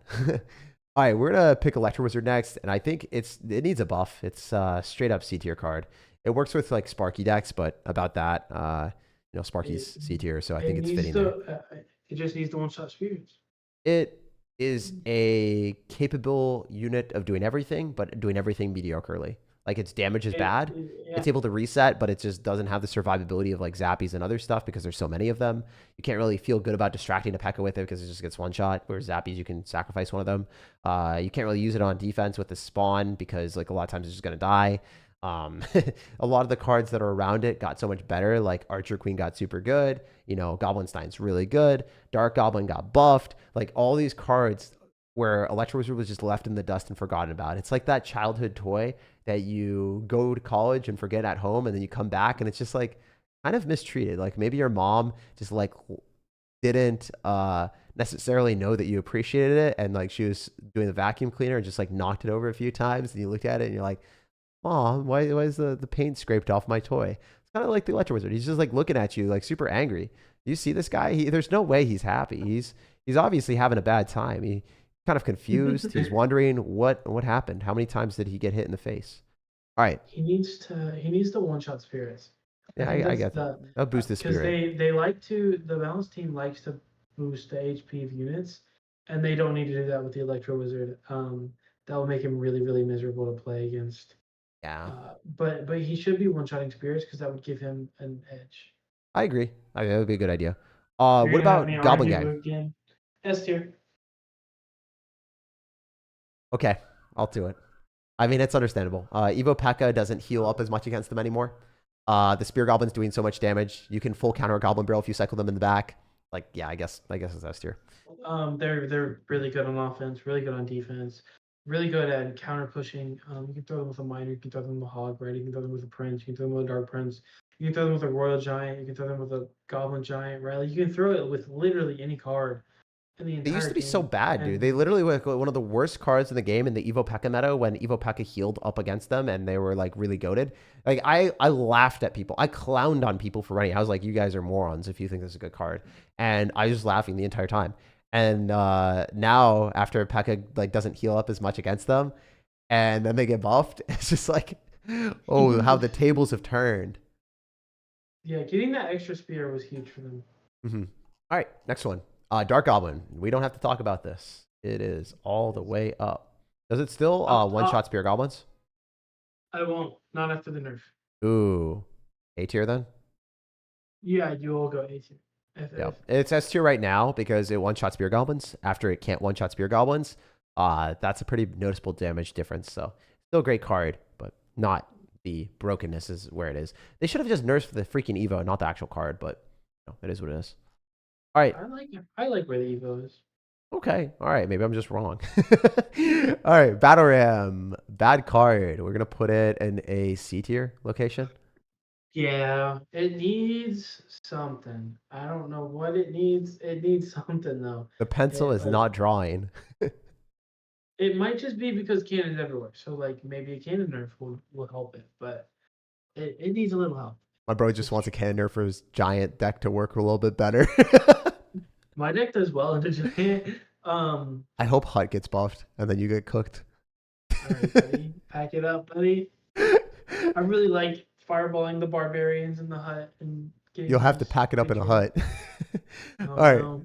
We're going to put Go to XE. Alcatraz. Yeah. Put XE in C tier. It's definitely better than Wizard. Yeah, you gotta go C tier. Because you can't compare it to cards that are like Princess, Dark Goblin, and Nah, Bowler. not even close. But at the same time, it can also win you a game, right? Like you Yeah, XE Dado splashing through, hitting towers. Like you literally can't break through it if you're running Golem without a lightning.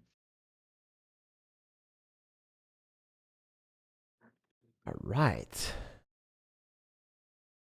We're going to go to bats. Where do we put them? You think A? Or B? Normal bats, I go B. Okay. Yeah. Evo What's bats, your I reason? would go S. What's your reason on the regular bats? They get fried by every spirit, every spell. There's just so no, much Electro Spirit meta. doesn't. Oh wait, no, Electro Spirit just doesn't kill. What is it called? Evos. It doesn't kill Evos. Evos. Yeah, it makes sense. Which is huge. That's why I put them in S. Mm-hmm. I feel you. That makes sense. All right, cool. We got. We're asking me to zoom out a little bit. I'm considering doing that. Oh, so they can see most of the. Yeah, so they can see more. All right, I just did that. Hopefully that looks better for y'all. Yeah, that looks better for sure. All right, so we got, wait, one more thing. I'm going to try to move my face cam a little bit, maybe make myself smaller. I'm so small. All right, that's fine. I think that's okay. We're going to be blocking arrows. Just know that arrows are there on the highest point. All right, we also got the next one, which is Heal Spirit. Do you think we put that in D tier? I can go C, honestly, because it's still good with Bridgman, but it's not good for Oh, anything else. true. I forgot. It's just, I thought it was only good with like E-barbs, but no, I see you. No, there's the one Bridgman deck with arrows and barbs and pump with Archer Queen. No, that makes sense. One sec. Let's see if I can do some magic. Oops. Wrong way. Wait, guys, we're going to do it. We're going to do it. You guys aren't ready. You guys aren't ready for this. Nope. We're gonna get it right. We're gonna get it right. It's gonna happen. Darren, I don't think you're ready. My body's being prepared. I forget. Where's the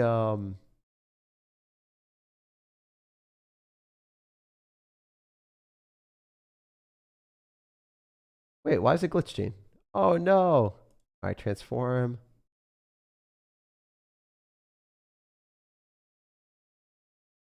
It's gonna work. I hope it works. No! Why the heck? Okay, whatever. We tried. Maybe we just leave it how it was. Yeah, we'll just leave it how it was. That's fine. Alright, next one. We got Bandit. I think we're gonna put Bandit in B tier. It just doesn't. Yeah. I think it's just like it does a lot of damage and it can be kind of a win condition, but it's not as impactful as actual win conditions. It's a nice supplementary card, but it's never gonna take a tower. And it's Especially pretty niche, right? Like it does its job well, but it doesn't do more than its job. it dies a lot to like skeletons, ice spirit, fire spirits. It's just not necessarily like super good. Yeah, I just go and put it in the B tier. That makes sense. All right, next up, Night Witch. I think Night Witch is also like a B tier card. Kind of just like Bandit. Lower B, higher C. What do you think about it, real quick? I think it's really weak versus the Wizards and the Goblinsteins of the meta, but like you can win a game off of it just because like it goes insane. It's really hard to kill. It only dies to Fireball Log. You can't kill the Fireball Zap, which is insane. It can like fry a Lava Hound deck.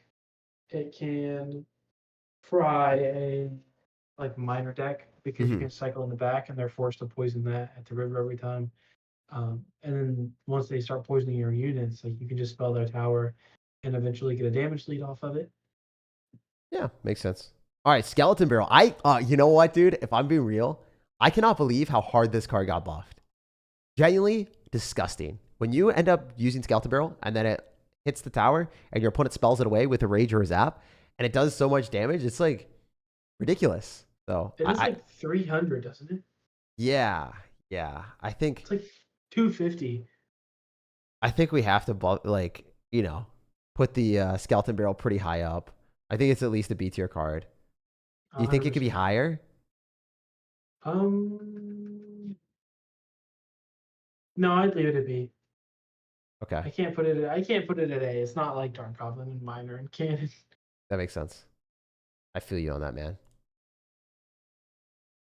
All right. Do it up. Next one we got is the Fly Machine. So I think Fly Machine is also like a B tier card. It's really good with certain decks like Recruits, and Recruits are just have been strong recently. I think it's just about as good as Mega Minion. It's not great, but at the same time, in the decks that it works in, it's like the MVP of those decks in a lot of situations. I would put it down in C.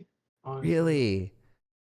Just because it like dies to a lot of stuff? It does its job, right? Like it has that Mega Minion feel, but at the same time, it does some useless things at times, right? Like sometimes it doesn't do anything at all.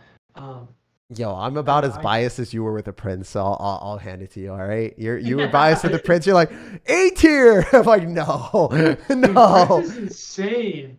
dude, you're so biased with it. That was crazy. I was like, there's no, 100%. there's no shot. All right, Cannon Cart. Even after the nerf, really good. I mean, it was S tier I before. I'd go A. I'd go B. IA. I'd go B or A. Yeah. Oh wow, B. I'm Okay. okay with you. I'm okay with A. I'm okay All with right, A. let's run A. It's not even close to S anymore, but yeah. Yeah, definitely not Meganite. A. Oh, mid ladder players are like Jake, make a new tier. Jake, put it all the way I'd up. go I hate Meganite. B. I'd go B Dude, because you're it has that Mega Knight Prince deck, but that's it. Like, wait. You're gonna tell all the mid ladder players that their Meganite is not at the top? Darian, oh man, you're gonna just generate so much hate. There's gonna be a imagine generational amount you're of like, hate. no, that bad boy just Your hits a Mega grandchildren are Knight. gonna get hate for this. Are you okay? You I'll take it. I'll take the heat. okay? I'll All take the right, heat. all right. It's This just kind of like you see a P.E.K.K.A. and it just turns to potato skins. You yo can't do anything with it. guys, just know if you want Mega Knight to get nerfed, it's Darian's fault. I'm just kidding. It's B tier. Yeah, I understand. I feel you. I don't think it's like a great card, especially with the King Tower activation. Like for 2 elixir, it's just like Barbarrel not breaking the guard shields makes me feel bad. It's worse than Log for sure. You think it's B? I'd give it B or C. It's definitely worse than log, but it's around the same It works with area as Lumberjack that. balloon decks, and it works Um, with Golem decks because they have a nice little mini tank, it and they can counter did Goblin get Barrel. like it got like an indirect nerf because of the guards buff, but I think it's still good. Dude, just wait for them to buff Barbarian, so they buff Barbput, and then they buff the Bar Barrel. It's gonna happen. Oh, 100% they have to buff barbarians. I hope that they buff like the first hit speed. Yeah, Mega Knight's a solid B card. All right, we got yeah, we got Zappies in C tier probably. Yeah, I just don't see any universe yeah, where they're higher than that or lower. I mean, they they're do just their they do their they job, do their job. and they're That's it. like 2 decks they're played. All right, Hunter. Ooh, it used to be, Hunter and doesn't, dude. it used to be so good. Like 2 days ago. Hunter Fireball Zap doesn't kill a hunter. But it used to That's be kind just of Rune crazy to me. Giant win conditions. It used Yeah, to be the it best used card to of the be game. Burn Out like it used to one shot a tower, which was nuts. I'm gonna go with B. Yeah, All right, yeah, it makes sense. That's where I was going. I think Royal Ghost is also A or B. I'm going A. A with Rogue Ghost. I Yeah, think it's it's just really hard. significantly Like better than 1 HP than Hunter. Bandit. It does well into guards, even though guards like you can split guards around it, but if they're together, like it fries them. It's a frustrating thing to see because like if it's at 1 HP and you have to waste a spell or a unit on it, you're like, I hate my life. Oh yeah, All right, Magic because of the Archer. splash damage. So like if you drop Spear Goblins, you don't even get the counter punch of the Spear Goblin. My favorite card in the game, Magic Archer. I'm gonna put it C tier. Just like not great. I'd go B tier. It's kind of getting revived right now. Win condition, I guess. Win condition buff. Um, Like at higher levels there's of play. just It's just yeah, it's at lower levels of play. People are gonna like drop it at the bridge, assume that they can give value. If you're not a good player, don't play Magic Archer. It's like you're gonna overcommit with it and never get good trades. Like it stick, is one of the highest skill cards. yeah. Like you're getting very little damage, so you actually have to be quite good at the game to use it. It actually is high skill because not because the card itself is like super hard to use. It's just hard to use compared to the other cards, and people are used to using brainless cards. So it's not like the placements are difficult or anything, especially with Tornado. It's just difficult because people overcommit a lot because that's what they're used to doing. All right, Rascals are really good as a card. I definitely want them at least in C tier. I honestly I'm put them comfortable with C B. tier. I personally would put them B tier because I really like them in certain decks. But like they're But not. the They're meta not. is really bad. The They're meta really is not. really They're bad. strong. They're strong. They're very, They're very good card. strong, but like I think the meta is just too poor with arrows being everywhere and all the splash damage and tornado and E-drag. They're Right? not even close to B tier because of that. Yeah. It's Yeah, like they just die to spells as well. It's like for their damage and their health for the tankage, like they give ridiculous value for 5 elixir in the right matchups, in the right decks. But in the meta, It's like they're not splashable in most decks because they get splashed on. So yeah, I think it's like a solid C tier card, and it's not even close to B tier right now. But I want them to be B tier because they are B tier in certain matchups. Obviously, they're very, very good. All right, Snowball, you said that it was better than Zap. Are you gonna put it A tier? Like, where are we putting this thing? I would put it in B tier, but I just put it back in Zap. I think it's really good with Loon. I think it's really good with Ram Rider. I think it's really good with a few graveyard decks, and I Better. like it. You can just do so much with it, right? Like Mm-hmm. you can push back balloons. I think it's really good when paired with Giant Graveyard. I think it's really good when paired with cards like Ice Spirit because you can knock it back and leave it there, right? You can freeze that card there. Yeah. Also, another good thing is that Matt Dean said is Rascals get fried by Gobstein, and I didn't say that. That was also a main thing. Like, if Gobstein counters your card, it just doesn't work. If P.E.K.K.A counters your card, it just doesn't work. Like, that's just the meta. And even if they nerf Gobstein to the point where the doctor dies to poison, and also, it's not going to survive a Fireball plus Zap, like, sure, that's great, but they didn't nerf the ability, and the ability still kills everything. Good job, Supercell. Yeah. So, yeah, that's a problem. It's going to stay overpowered, and if your card like Minion Horde dies, or Rascals, just Rascals' range isn't very high, so die. Cool. All right, Recruits. I mean, I love the card. I think it's like a solid B tier card. I don't think it's like I don't. I mean, the regular card I think is B tier. What do you think? Yeah, regular card, I'm going C, honestly. Really? Is it that I easy for you to think counter now? I, well, like, this is gonna sound weird, but even recruits have been so broken for so long that when you see the normal recruits, you're like, I gotta put them at like low B tier then. All right, I'm not putting it at C tier because I can't, in my good okay. faith, like say it's worse than Royal Giant. There's no way with how much it's played and how easy it is to play. Okay, yeah, it's not in the same categories like Rascals and Flying Machines. So Yeah, there's no shot. we can keep it in the B tier. We Because can it's keep it so in good with Dark Goblin and Skeleton Barrel right now, and Wall Breakers and Mighty Miner, that like that specific deck itself straight up carries it. Even if you ran it without the evolution of recruits, I think it would still be fine. All right, let's speed this up. We got Royal Hogs. I think they're a great win condition, solid to Hog Rider. I think they were way better than Hog Rider, and then Hog Rider got a buff, so I think it's B tier. Like, it's only really good with like the Archer Queen deck and like some others, but the Archer Queen deck is like the best deck in the game, or one of the best decks in the game. It's like been one of the best decks in the game for years. Let me Yeah, rephrase no, that. it's All right, cool. B tier there. Next one, we got it's Goblin solid. Giant. Where are we putting that, my brother? You kind of gotta go S tier. I mean, Yeah, I mean, it's a range tank that does a whole bunch of damage. look at those tongues, Fifty though, bro. percent, 50% of a Goblin Giant will take an entire tower. Dude, it's so unbelievable when the card is at 20 HP and neither people have elixir and it's evolved and then it just spawns goblins. I just look at it, I'm like, okay, good job, Clash Royale. You did a great job with this evolution. So much fun for the whole family. It's just so good alone, right? Like it defends itself so well. Electro Dragon, the random like average card is so trash. Like, Yeah, it's like C tier. yeah, I don't even know if it's C tier, man. The regular one sucks. It stinks. I mean, I honestly do think the regular one, because you're so used to playing against the evolved one that your counters, like, Fireball Arrows kills it. Dark Goblin can outrange it. That Fly Machine can outrange it. Like, people build their deck to beat evolved Electro Dragon if they're running tank decks. The regular one just sucks. I don't know. I guess with the reset, we'll keep it C tier. Yeah, if you don't have a tornado, like that card's Garbage, yeah. But everyone has tornadoes, so it doesn't matter. All right. This is interesting. Do we put Ram Rider A tier or B tier after the nerf? Because it was S tier. I gotta go A, Okay. I feel that. honestly. Yeah, because it has more versatility. It slows things down. I mean, it's like behind a P.E.K.K.A, which is still incredible synergy. Like, it's still broken. So it makes sense. I vibe with that. I rate that. All right, we got Wall Breakers. After the buff to the evolution, they're played a lot more, but the regular Wall Breakers are not great. I think it's still B tier. B tier, yeah. All right, Earthquake. Only good with like Hog Rider and Royal Hogs. It's got to be like, C tier or B tier. Very, very niche, but not bad. So I'd have to go B. Yeah, it's just it's the strength of it outweighs how many decks it's played with.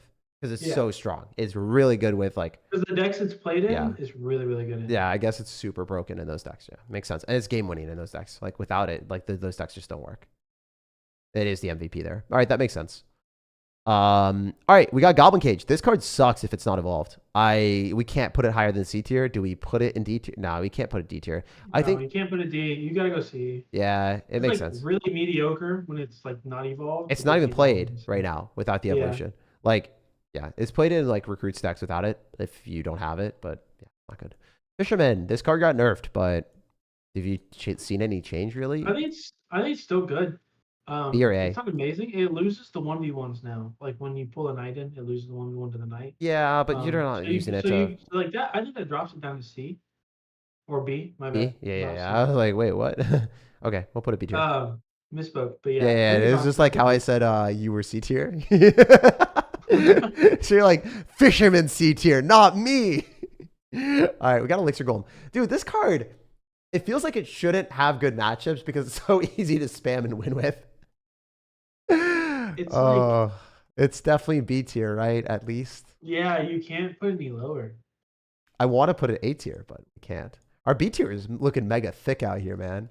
Looking thicker than a Snicker, but it's fine. It's okay. I think it's a good thing though. It means the game's healthy. Yeah. They've done a good job buffing all of the bad cards to the point like that they're usable, but like just not good enough, you know? That's the thing. The Forgotten Toys section. All right, Battle Healer. This is like a D tier? C or D. Yeah. Let's put a D tier. Let's put D tier. Outside of Golem, you really can't play. Like Golem decks.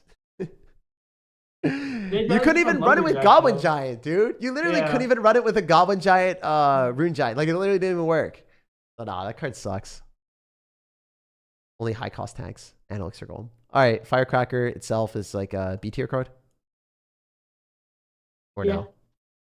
I think it's really good now with the recruits and like some other decks. It's just really obnoxious. And sometimes it gets like one hit, one shots. How do I say it? When it's on 1 HP. You know how badly I want the delivery to be an A tier because I hate it. I hate playing against it. It just kills all my stuff. Hate that card, but it's B tier. Yeah, it's very good. I can't put it A tier. Skeleton Dragons are broken now, man. They're A tier, right? They have to be. Yeah, gotta go up there. I hate how robust these things are. They used to die to freaking arrow zap. They should have made them die to arrow zap, and they should have two-shot wall breakers. But I don't know why they just do so much damage, and they freaking like they survive everything. Yeah, they're so good, so good. It's just like the meta isn't great for them because of the Gobstein. Do you still think they're? I don't know. Take a look. Oh, number one deck is actually, or one of the number one decks here. How many decks do you think it's played with? 18. 18. Dude, if you get it right, I am buying you pizza tonight. Okay, I'm not buying you pizza tonight. You're really close. We're at... Oh my gosh, why is it glitched? Oh, I undershot it. Yeah, you undershot. Yeah, it makes sense. It's every freaking Lawfound deck in existence. And it's, that Mortar deck, yes. Yes. That Mortar deck is S tier too. Okay, yeah, it's played in quite a bit. It's like a staple of Lawfound decks and Mortar decks. That makes sense. Okay, understandable. A tier goes. Electro Spirit. Oops, grabbed the wrong one. E tier. Or A tier. B tier, yeah, or A tier. I think we can put it A tier. I think we put it A tier. I think all the spirits are really good right now. Yeah, it's just really broken cycle cards. They can't all have playtime because like they fill each other's roles. Yeah, if like Fire Spirit was nerfed, right? Like people just use Electro Spirit, right? Mm-hmm. All right, so we're gonna use Electro Giant now after the buff. Dude, I don't even know what pulls the Electro Giant anymore. All my tips. I think it's pretty good because the Princess Tower is way worse than any other tower swoop against it as well. Is it A tier now? There's no way, right? Is it? Is it just B or is it? Just B. I think just leave it at B. Okay, I haven't played against it enough or played it. Yeah, I mean you're top at the world right now, so you would know. It's really frustrating. To play against sometimes, but you just gotta leave it at B. I had to get your info because you also don't have a deck with building, so I was like, how frustrating is it now? All right. Let's go in for Mother Witch. Definitely A or B. Where is it? I gotta go B. It's niche, right? Like Dude. because people overcommit with it a lot, just like Magic Archer. Like, Yeah, but we don't want. you gotta put those two together. I guess it's another win condition too, right? And it just dies the fireball, Yeah. so it's balanced. B is balanced. They did a good job with all these cards. Yeah. A little bit of a nerf maybe. S, what the heck are they doing here? Yeah, S is just those cards are crazy. All right, drill. I think this is like, it's probably A tier, right? It does so much damage. Yeah, I go to A. It's like a S tier win condition from a standpoint of if your opponent doesn't have Dark Prince. It's really hard to counter. Because drill gets better the higher you get. Yeah, especially because a lot of people are running there's- arrows now, right? They're not all running log fast they're cycle not decks. running. They're not running log there, and nobody's running Dark Prince right now either. Like unless players you're get running clapped. Golem. Like actually, unironically, they just lose. Like played into a cannon Evo with that. Like I've been seeing top ladder players do it. I'm just like, okay, I don't play cannon Evo, but like I understand how frustrating this is to play against. Like I understand that like playing against fast cycle cards with cannon and NATO, it's like not a good time. All right, so we got Golden Knight. Ooh, we're getting to the Evos now soon. All right, we're approaching the final stretch.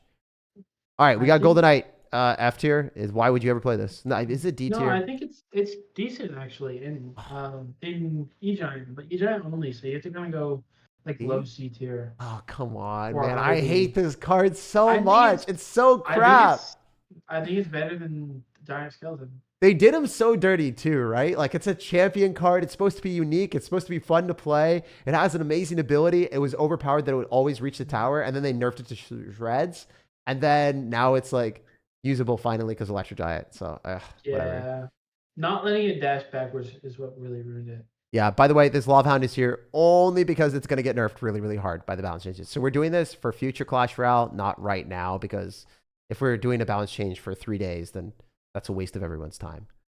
All right, we're going to go and grab this Archer Queen. We're going to go put it all the way at S tier. All the way big top. There's no shot this is anything besides S tier, and if you don't think this, you don't know how to play the game. This is unbelievable. The entire reason that the Piggies deck is good is Archer Queen. The entire reason that, like, I don't know, Clash Royale should be nerfing the Chef Tower is P.E.K.K.A, Goblin Giant, and Archer Queen.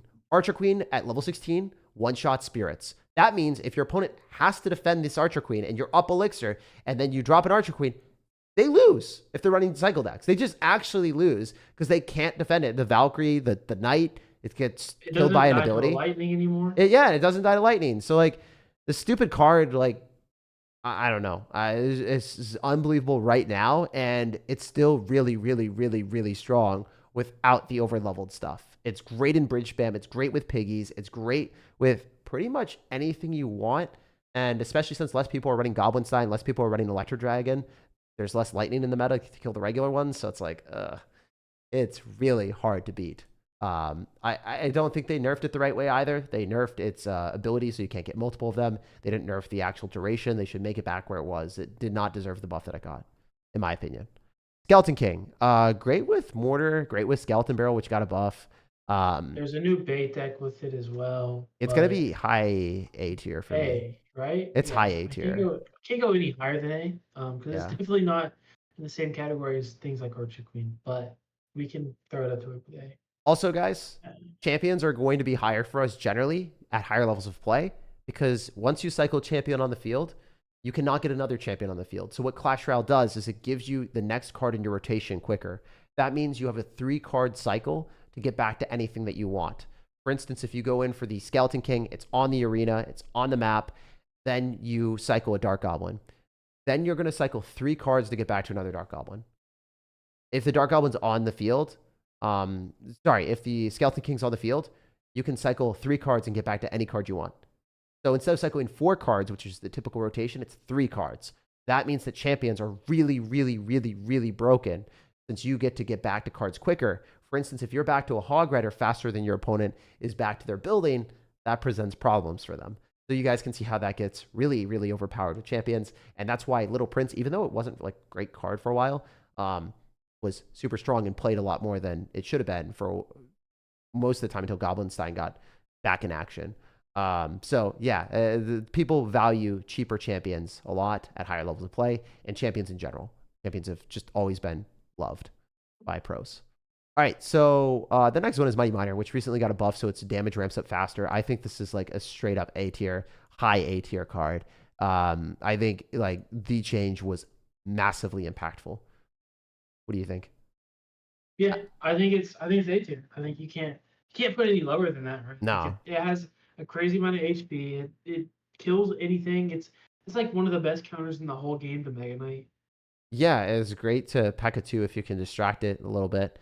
Also, it's super solid on versatility because you can drop the bomb, move to the other side. It just sucks against Electro Giant. I think that's the main thing. It is a walking Inferno Tower that you can spend 1 elixir to drop a delivery in the map.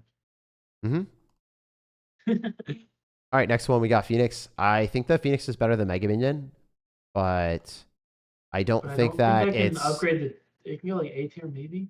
I think it's like low A tier. I think it's very low A tier. It's either low A tier or high B tier. I've seen it played a ton with Goblin Giant, because people don't want to lose to like Lava Hound anymore, and it kills Fly Machine, so that you can beat recruits a lot more frequently. It's super good with like Royal Giant. Really good with RG. It's super good in almost every situation besides P.E.K.K.A decks. Like it kills P.E.K.K.A. It's great against P.E.K.K.A, but it's not good with P.E.K.K.A, you know? So if you're playing it with P.E.K.K.A into a like log bait deck, you're gonna be pissed. It's not gonna do so well. So I could see it being high B tier as well. That one I'm iffy at. Let's put it at the very bottom of A tier.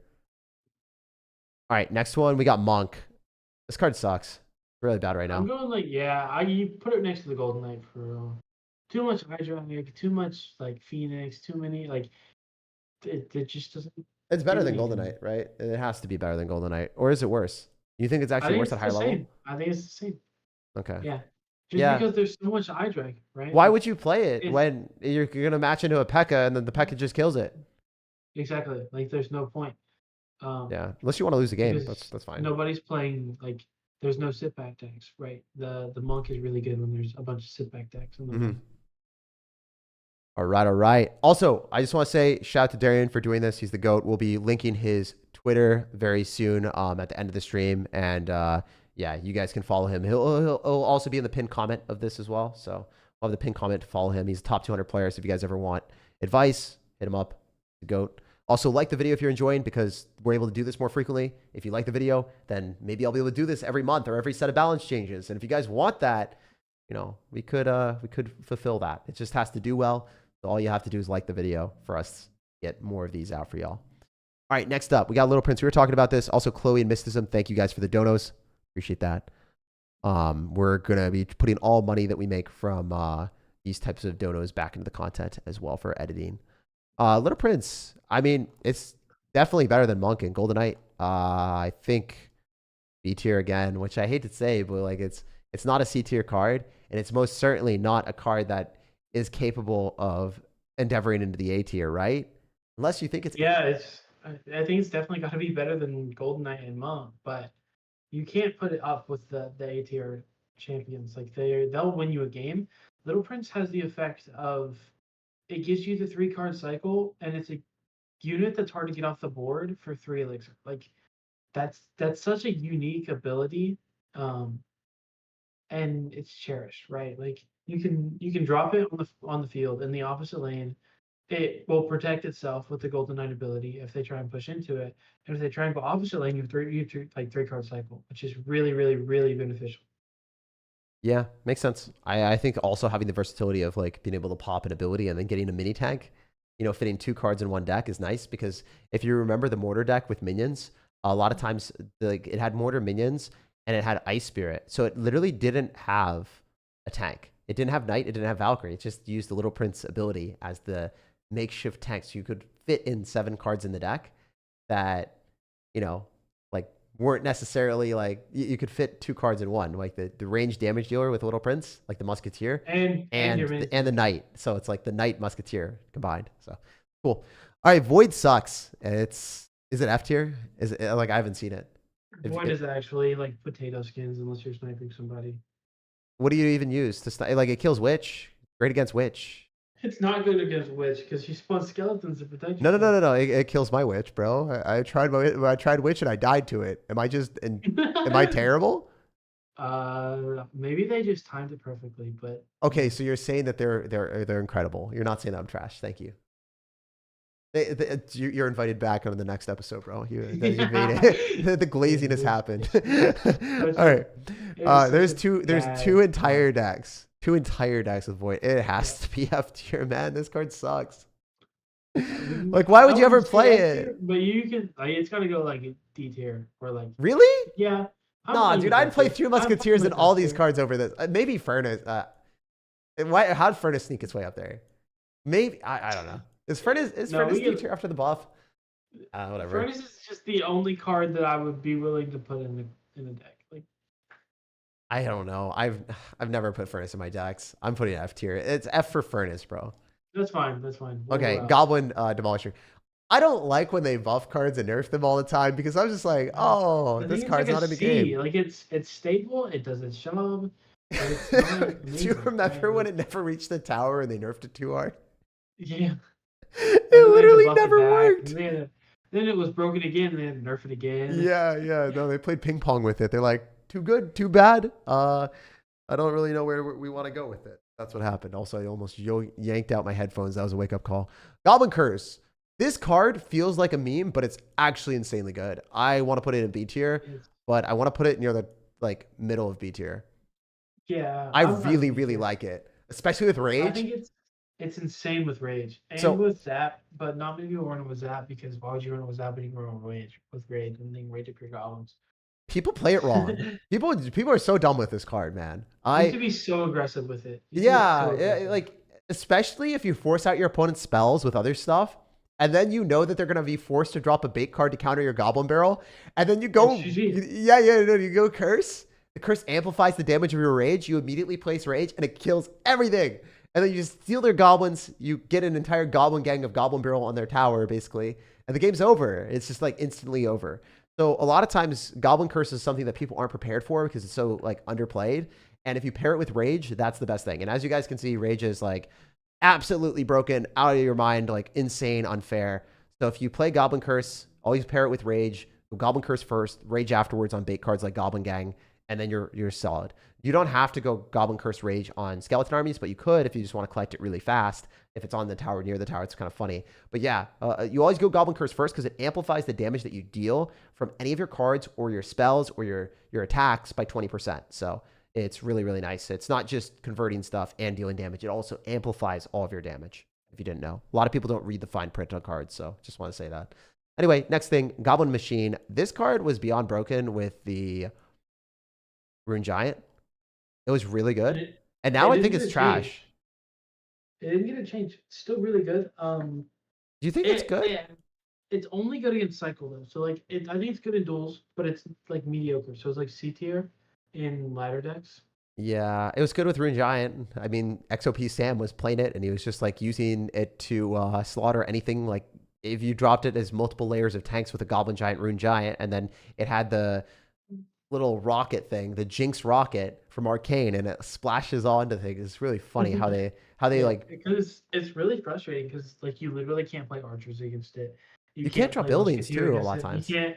Yeah, it just really just cooks a lot of the long range units. Anything that stays. With the buff with the hits, like it does a lot more damage now that it one shots guards, shields, and one shots goblins. Yeah, I would say that the machine paired with Rune Giant is a phenomenal combo. Yeah, I think that machine is a solid card. I don't think we have Rune Giant on this list. Oh, we do. Wow. You really pulled one of the best lists possible, my guy. All right. Sus Bush. You know, it doesn't do hot in a lot of situations. It's a B tier card, I think. Maybe you think it's C tier. I would stick it in C. Okay. Yeah, I would stick it in C. Yeah, I guess so. I mean, it works with recruits, right? But even with recruits, you prefer wall breakers and skeleton barrel. So it's like kind of a force. Maybe like it doesn't have the same defensive utility. Like, sure, it's hard to answer because it goes invisible, but You can't kite it. It Yeah, doesn't. you can't Yeah, kite. And even the skeleton barrel, you can use it on defense and it pops and it knocks things back. and it You're kills 100% right. bats and Yeah. stalls inferno dragons, right? Like there's not that defensive utility. I feel you. I feel It's you. aggravating, sure, but like it's no different from a hog rider up a lane. Yes, sir. Also, quick dono. Shout out to Brett Martin for the $10. Love the content. Always listen to your peers. This has been so fun. Shout out to Darian too. Congrats on your success. We love Jake, and it's refreshing to see how CRL can be. So, just saying, congrats for your recent accomplishments with the Royal Tournament and stuff. Thank you so much. All right, we got, and yeah, thank you, Brett, for the $10. We're gonna be dumping that back into content, and yeah, thank you so much, man. All right, we're gonna be grabbing the probably just Goblinstein, and we'll put that in S tier. You know, they're not gonna really have to talk about this that much. They definitely screwed up that. Yeah, It's the ability's just broken, so it's and yeah, it has way too much HP. And yeah. It's just too good. The ability cleaning up one side of the arena is just ridiculous. Rune Giant, the fall from grace. Nah, I don't know. I don't know where this is. Have you been playing against it? Played with I it? don't think it's awful, but it's like low C. I've Maybe high purposely B. stayed away with it because like Yeah, I've created I created so many videos with it that it was fun to use, but at the same time, it wasn't necessarily like a card that I could justify playing.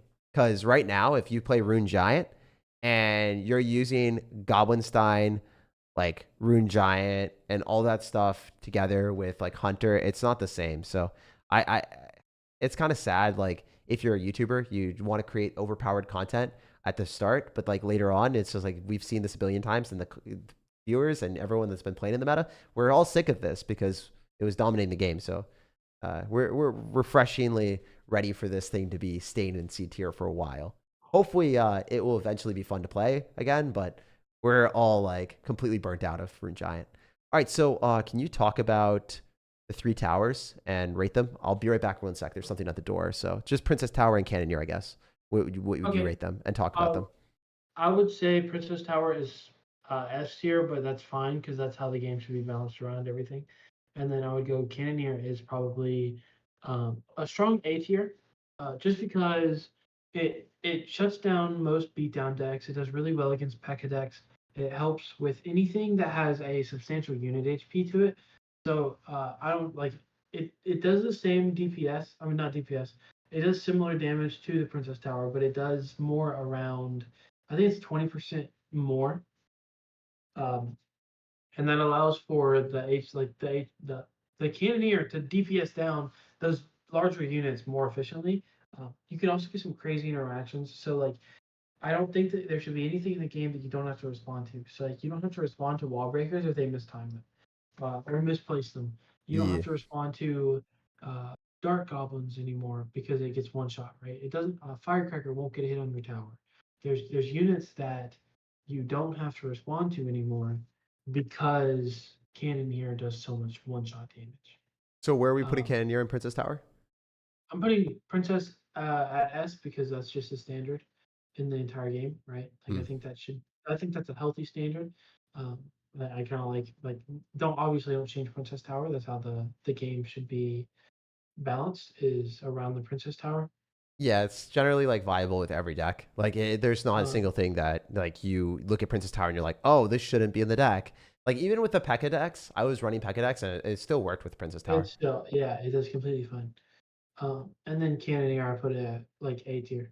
Yeah, Cannoneer doesn't work with every deck, especially if you don't have like adequate like supporting cards to clean up the splash damage. Like you need to clean up 8 cards, so it's just like it's really good with certain things and it's better than Princess Tower in certain decks, but it's yeah, that's how it should be. Princess Tower should just generally be better because it's free to play. Everyone should get access to it. Cannoneer is like, Yep. it's good. It's good for specific And decks. then I would put Duchess along with Cannoneer at A tier Mm-hmm. because it's like Cannoneer except for it has the opposite problem, right? Like it deals really well with bait and like small pushes, but the big ones are what it struggles to deal with, It's which is why it's typically with beatdown because those decks can normally win the big 1v1 bridge battles. yeah, it's great with beatdown decks because a lot of times you're hoping to eviscerate 3 elixir, kill 3 elixir or less, and then go on offense. And if your opponent has to defend you, then guess what? they are not going to have more than 3 elixir to apply pressure on you. So the Dagger Duchess is going to be great.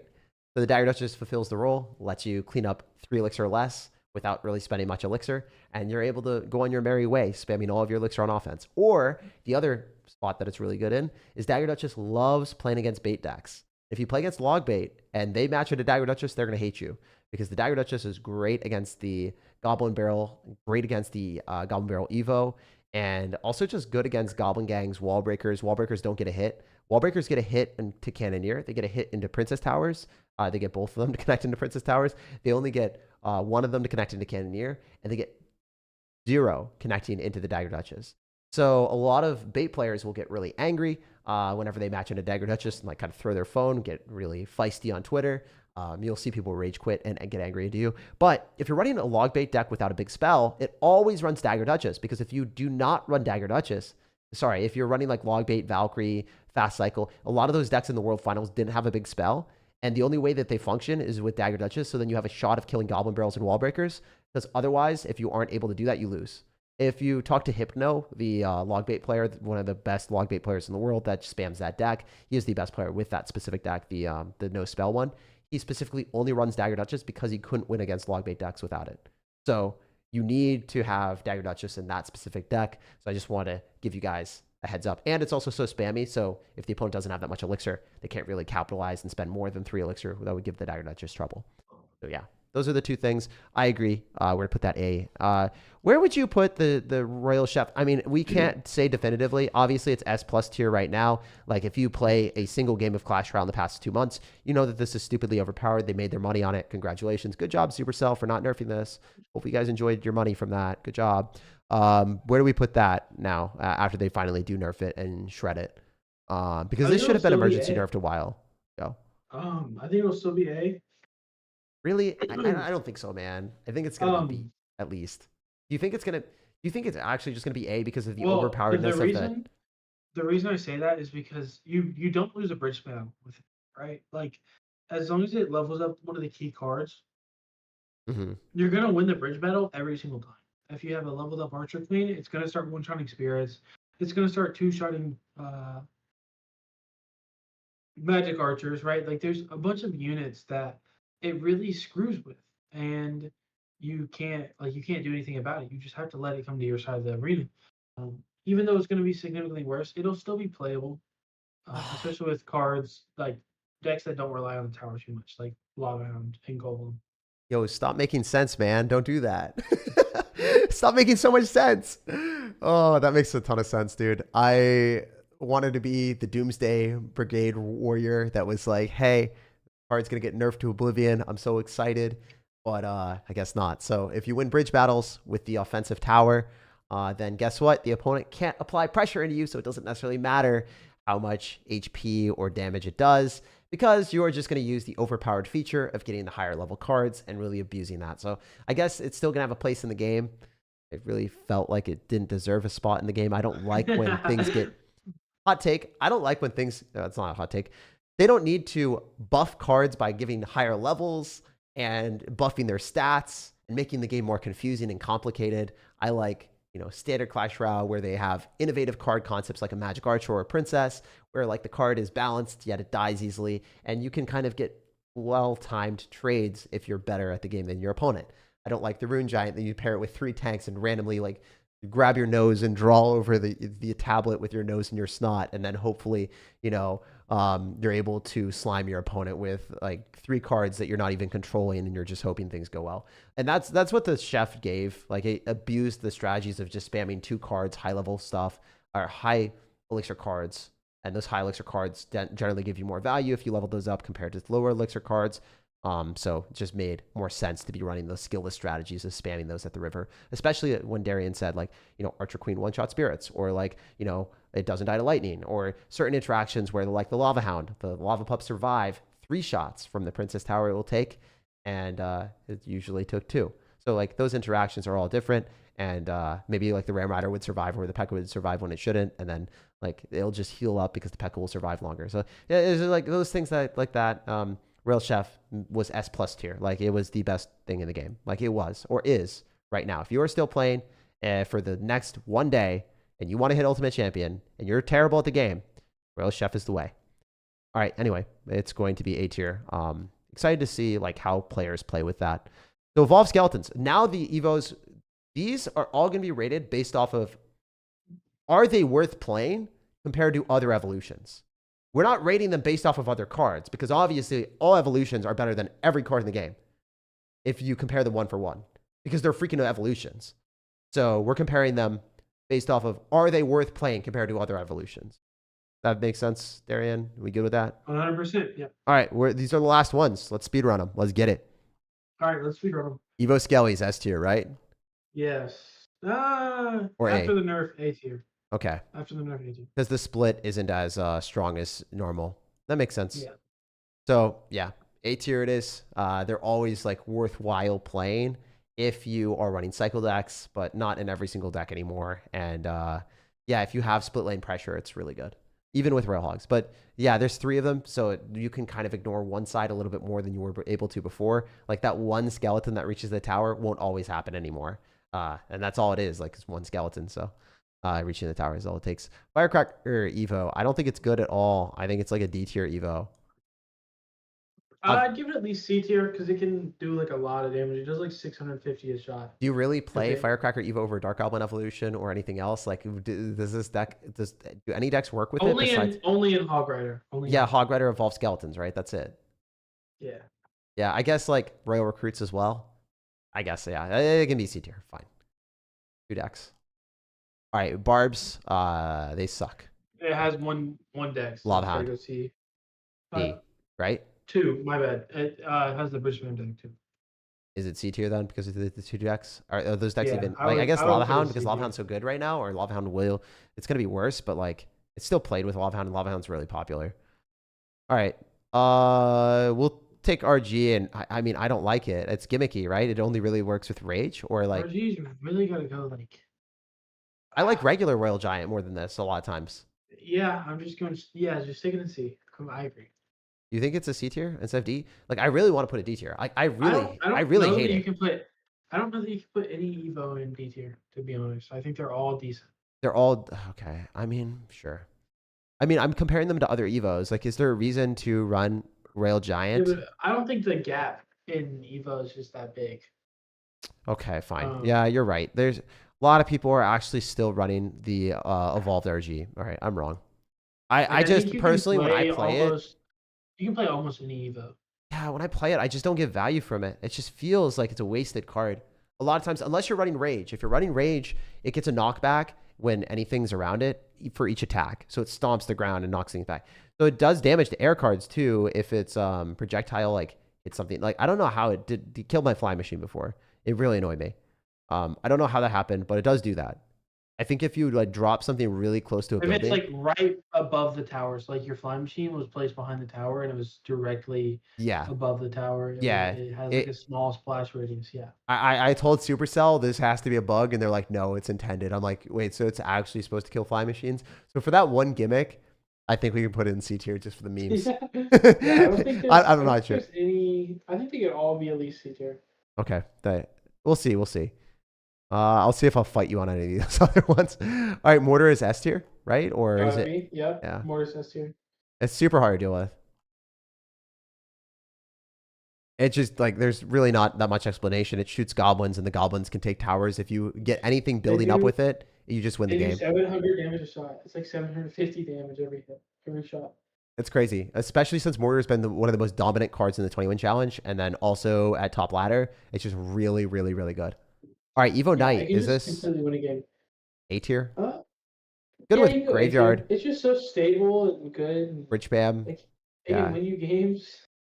Yeah. I mean, I just think it's a great Evo. I think it's like one of the best Evos to pick if you're like a noob at the very start and you like want to play a whole bunch of different decks. Evo Skeletons as well. Royal Recruits. Man, these got nerfed, but I mean, they're still really broken. Still good. Like A tier. Still put them A or B. Yeah. Yeah, no, I think like they're just strong enough that we make them A tier, even if like they only work in one deck with recruits. But and that's Goblinstein, yeah. Whenever Goblinstein gets a nerf, there's different versions of recruit stacks, but they are the win condition, you know. Yeah. All right, Evo Bats, you wanted them an S tier. I want don't... them in S tier because they survive spirits. I don't disagree. If you guys are unaware, evolved bats survive Electro Spirit. Anti-spirit. What? Oh, dude, Yeah. you didn't have to cruise. Oh, that's not good. That's not good. That's unhealthy. They survive ice spirit as well. They only die to fire spirit. That's crazy. Because regular bats died to That's Electro why Spirit. they're S tier. That's why they're S tier. Yeah. I mean, hey, bro, And you can't reactively snowball them. I won the 20 win with them, but like at the same time, I just like They're insane, right? I was able to do split lane pressure with him all the time with the Goblinstein on one side and then Goblin Giant. And I lost the people that were way better than me. Like, let's be honest, like that just happens. But for the most part, with Rage as well, or just like Lightning to break through buildings, whatever deck you're playing, if you have a Goblin Giant or Goblinstein tanking for it when they were really broken, like the bats just go ham. Like I cannot believe how they are a win condition. It's a budget minion horde that heals itself. You know, D-Roy? What are you supposed to do? Yeah. D-Roy told me, like, play this deck. I'm like, why? I'm not even good with it.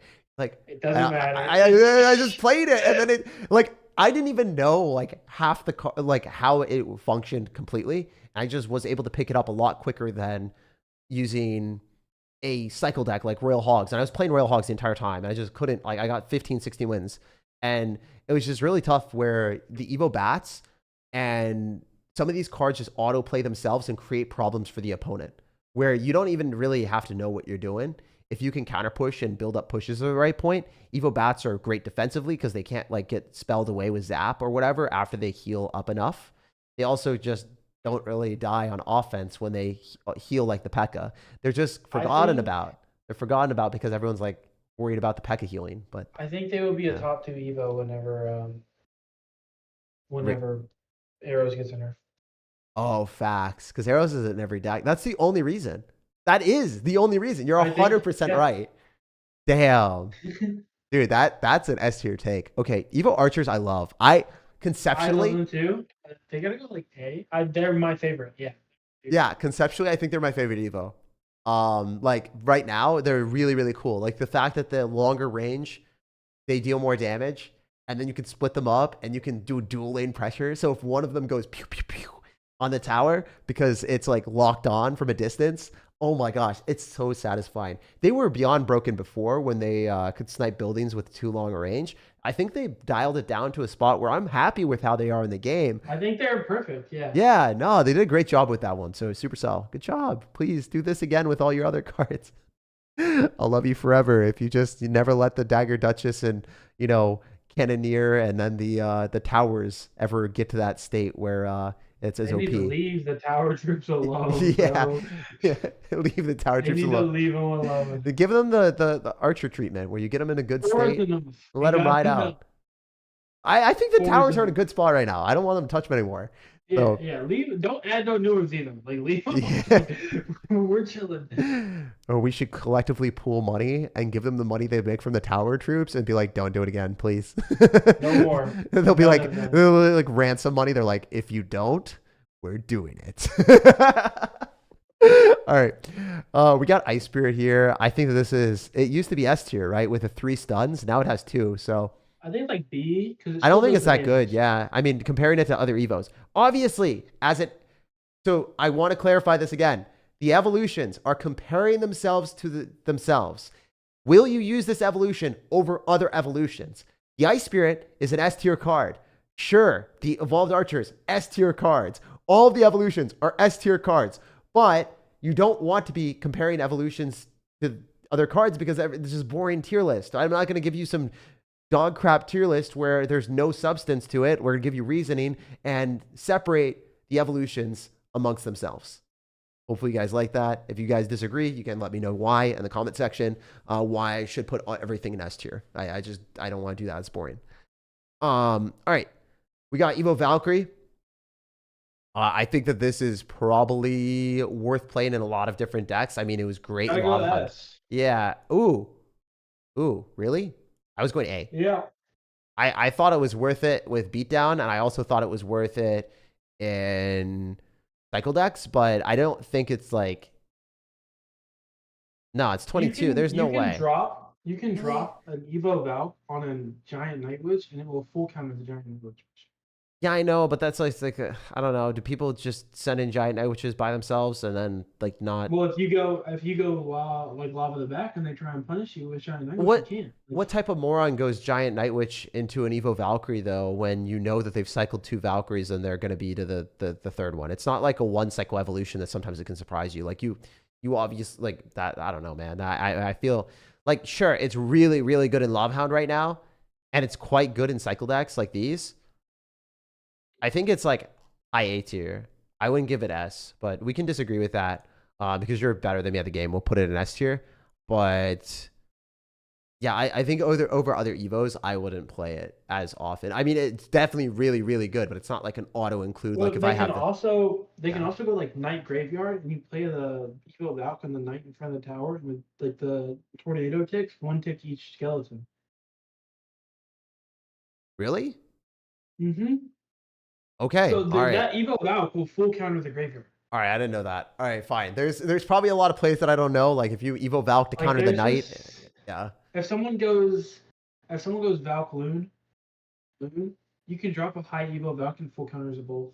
Wait, sir, what if I just tell you the worst thing about Evo Valkyrie? The fact that it can activate King Tower for your opponent. Like super easily. Like super easily. No. If Like activate King Tower for your opponent after it kills all your cards. No, dude, I'm telling you. The ability to activate King Tower with Evo Valkyrie is so obnoxious. Like if they use Tornado with any card in the middle, the Evo Valkyrie hits that card and then activates King Tower like that.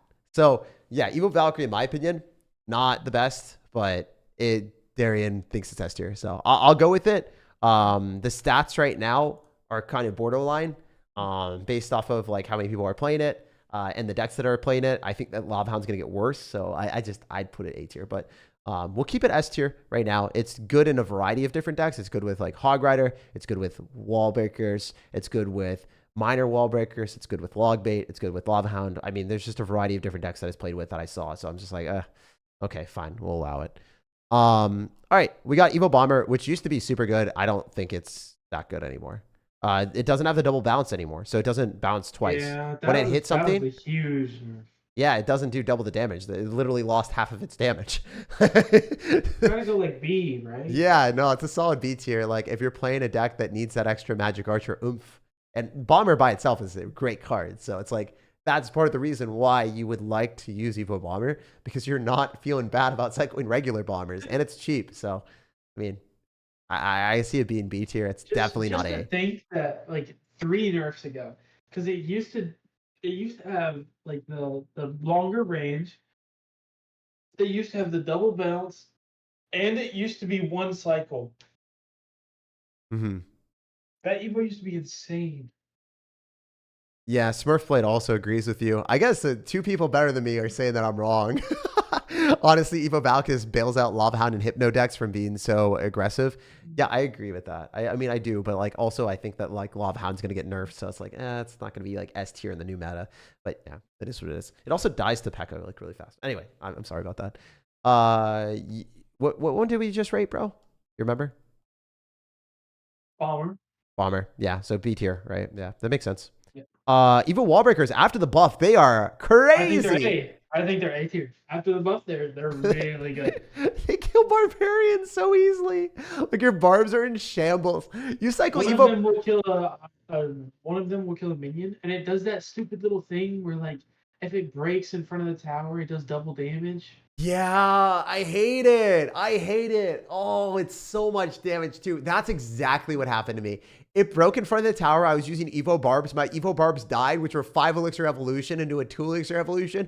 And I took so much damage, double damage. I was heated. It was on stream too. And I was like, what just happened? Yeah, I would have been like -3 trade and like a million damage. And especially with recruits right now, holy heck are these things busted. They're really good with Mega Knight Evo as well. Anyway.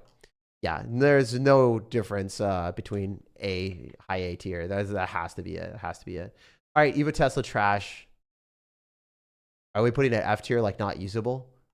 No, it's usable. It's just like, what do you like? Is it usable enough for C tier? I don't think so. Like, I think it's like I'd give it like D. Like, Yeah, I think it's eons away from everything else. Like, I just don't think it. Like, why would you ever it's play definitely it? the worst, but like it's still not unplayable. You know what I mean? Please, Supercell, do not get any ideas of giving it second shockwave back because I will not Yeah, want to play don't the do game. that. Just make the normal Tesla one-shot minions again. Nah, don't do that. We don't like Expo players. We don't like Expo players. Yeah, that's true. All my Expo homies hate players, Expo. All my homies hate dude, Expo. they all smell like speed stick. I swear. Oh no. I'm sorry. I'm sorry, Expo players. Expo players smell like speed stick and canola oil. Oh no, dude. Oh no. I'm sorry, Expo players. Someone loves you, but it's just not us. Not All right. me. We're gonna go and choose maybe C-tier. You can't put it above it. yeah, it's not really playable in a lot of decks. It's Rages is better. It's literally just zap in Lava Hound. That's It does kill Firecracker and Dark Goblin, but I mean that's a +1 trade. It's just like that's it, right? Like I'm like you're celebrating a +1 trade with an evolution, and then skeletons are like, I 3 crown. Yeah. or you know, like you see this and you're like Evo Bat's like, I don't die. Congrats. or Like, Evo Valkyrie. I do the jump. Yeah, or Evo Wallbreaker's like +3 trade and 1,000,000 damage. Like I can't celebrate a +1 trade with the Evo Zap as much as I want The to. big difference is the other ones can win you a game. Like, Evo Zap can't really win. It can help you kill an E-Drag. That's it. Yeah, makes sense. All right, let's keep going. Let's keep going. We are vibing. Yeah, we gotta fire through these. We're almost at 3 hours. Oh yeah, we are. We are almost at the 3. Here we go. All right, we got Evo Battle Ram. It's terrible. It's like not great. I mean, it's definitely better than Evo Zap, right? It's way better than normal Battle Ram, so we're gonna go like D. Yeah, it's way better than Evo Zap too. Yeah. Like it's significantly better than Evo Zap. Like the way I see it, It's really it's really helpful versus like Tombstones. It's phenomenal into Tombstone. It's really good when your opponent has any bait cards and because bait's so prevalent in the meta, like a Goblin really Gang, and they don't have a reset. recruits. It's just over. Yeah, it's super good against recruits. If you stack up an Evo Battle Ram behind an Evolved P.E.K.K.A, the game is actually over. Recruits just lose. So unless they have Gobstein and then can drop a Gobstein and pop an ability, they're not going to beat you or have a cannon. They need cannon or the Gobstein. And then if they have the cannon Gobstein deck, they're fine. But most of the people don't. I would say like they probably won't have both. I would say that most recruits decks are worse if they run that right now. We have Evo Wizard. I would say Evo Wizard is not great. It just kind of gets outranged by stuff. And sure, it has its like splash thing, but you much rather run Electro Dragon a lot of times in other decks than the Evo Wizard. I think Evo Wizard is kind of outclassed by Evo Electro Dragon. It's not great. What would you say? C tier? I'd have to put it above B, just because I think it's better than Evo Cracker, right? Like, Okay. Just because it can win you games, like the shield is insane. Yeah, the shield is really nice. I mean, I'm not saying it's bad And Evo. if you get Chef and you level it up, the shield doesn't pop to Zap for rage anymore. I'd rather run others, but I could see like it being B. I could see it being B. I want to see what it is in the top 200 before we make that final assessment. If there's a decent amount of people playing it at all, then we will definitely go B. I don't think there will be, but I think there will be like 10 or 11. There's 8 for a 5 elixir card. That's notable. Yeah. All right, you're right. For anything that's high elixir and played a lot, like that's really speaking volumes to how like good the Evo is. All right. We got the next one. We have our Evo Barrel. That got changed. So at the very start, now you can see if it's going to be a fake Goblin Barrel on one side or not. With the Duchess buff, I gotta bump it down to like B or A. It's definitely not S anymore. It used to be S, but it's definitely not anymore. I think it's B tier. I don't really like it that much. I'm fine with B. I'm fine with B.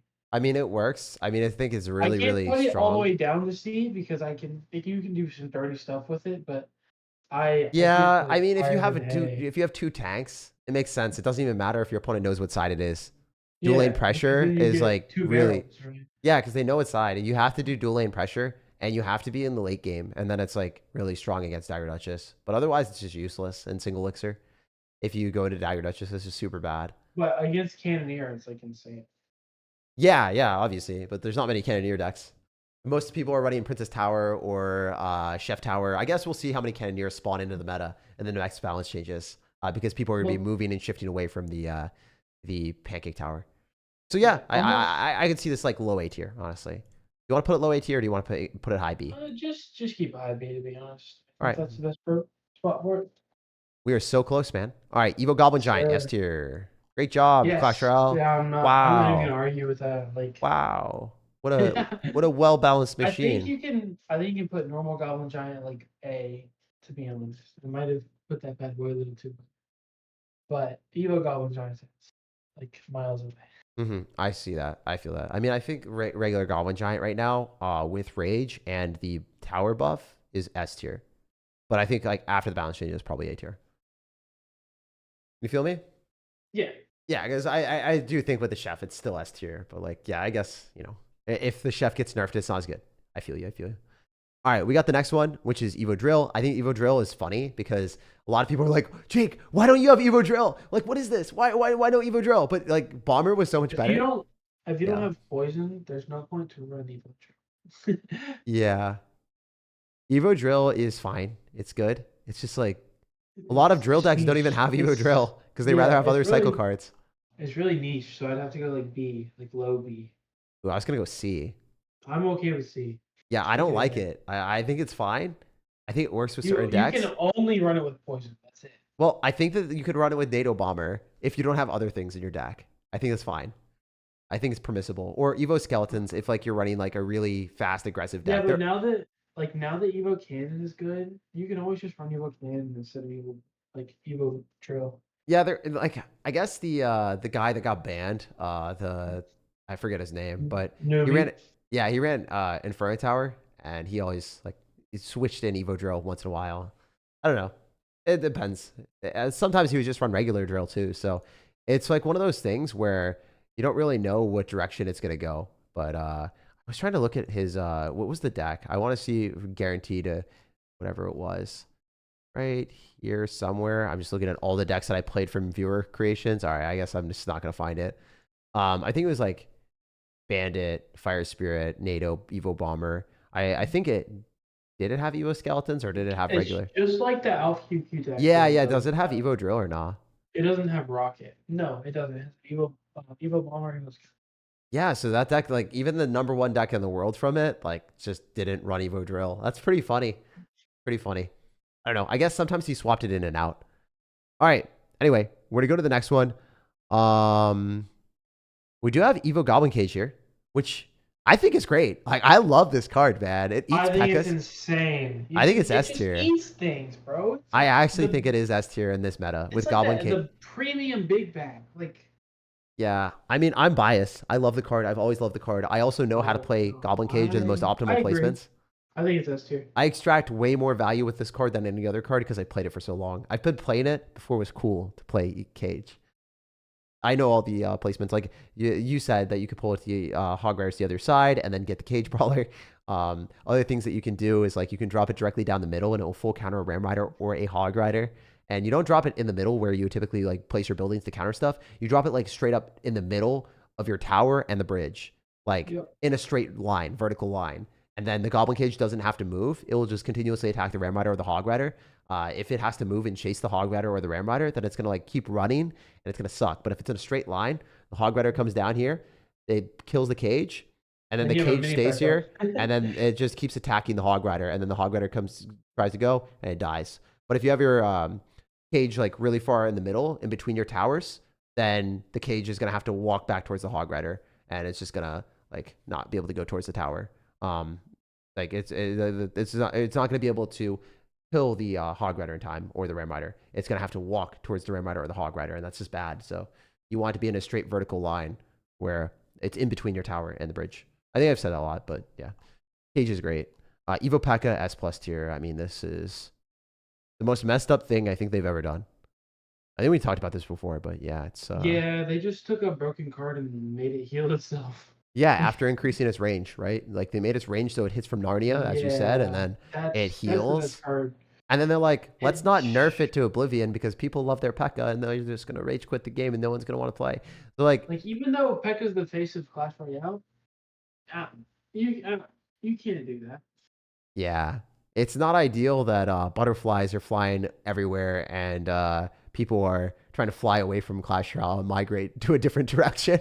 Because literally, like the pancakes for mini P.E.K.K.A. just they don't have the same weight as the butterflies at this point. Where Clash Royale has decided that P.E.K.K.A. supremacy must be instated in the game. Like if the card is strong, you should probably nerf it a little bit, right? Instead of giving a rework where like you buff it in some aspects. Like just straight up nerf it. Like come on. Like nerf the card and don't give it buffs.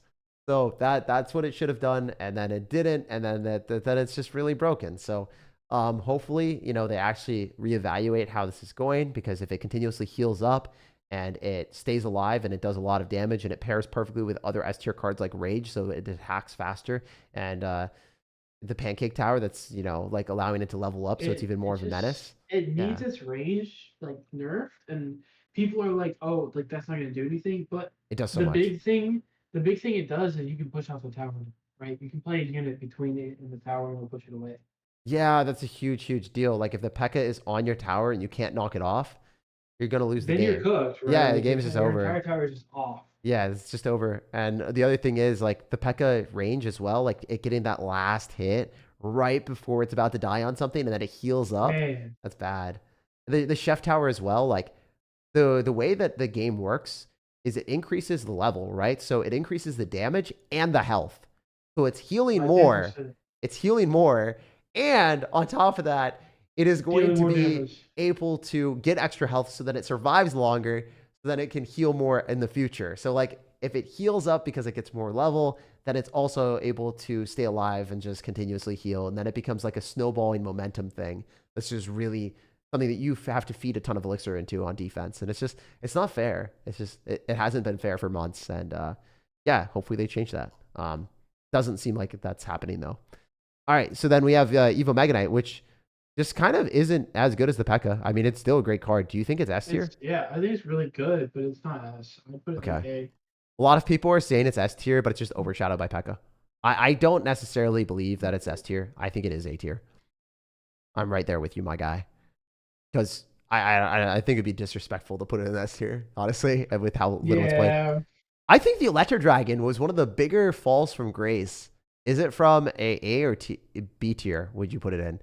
It really doesn't do as much damage as it used to. I thought it was going to be phenomenal. I thought it was just going to not be, any real change or impact. But it really isn't that great. It's you gotta go A. Yeah. Yeah, it's still, if your opponent doesn't have lightning and they're running a beatdown deck, they lose. They're cooked. They can't win because they go directly into something that does infinite damage. So they're going to lose their entire push.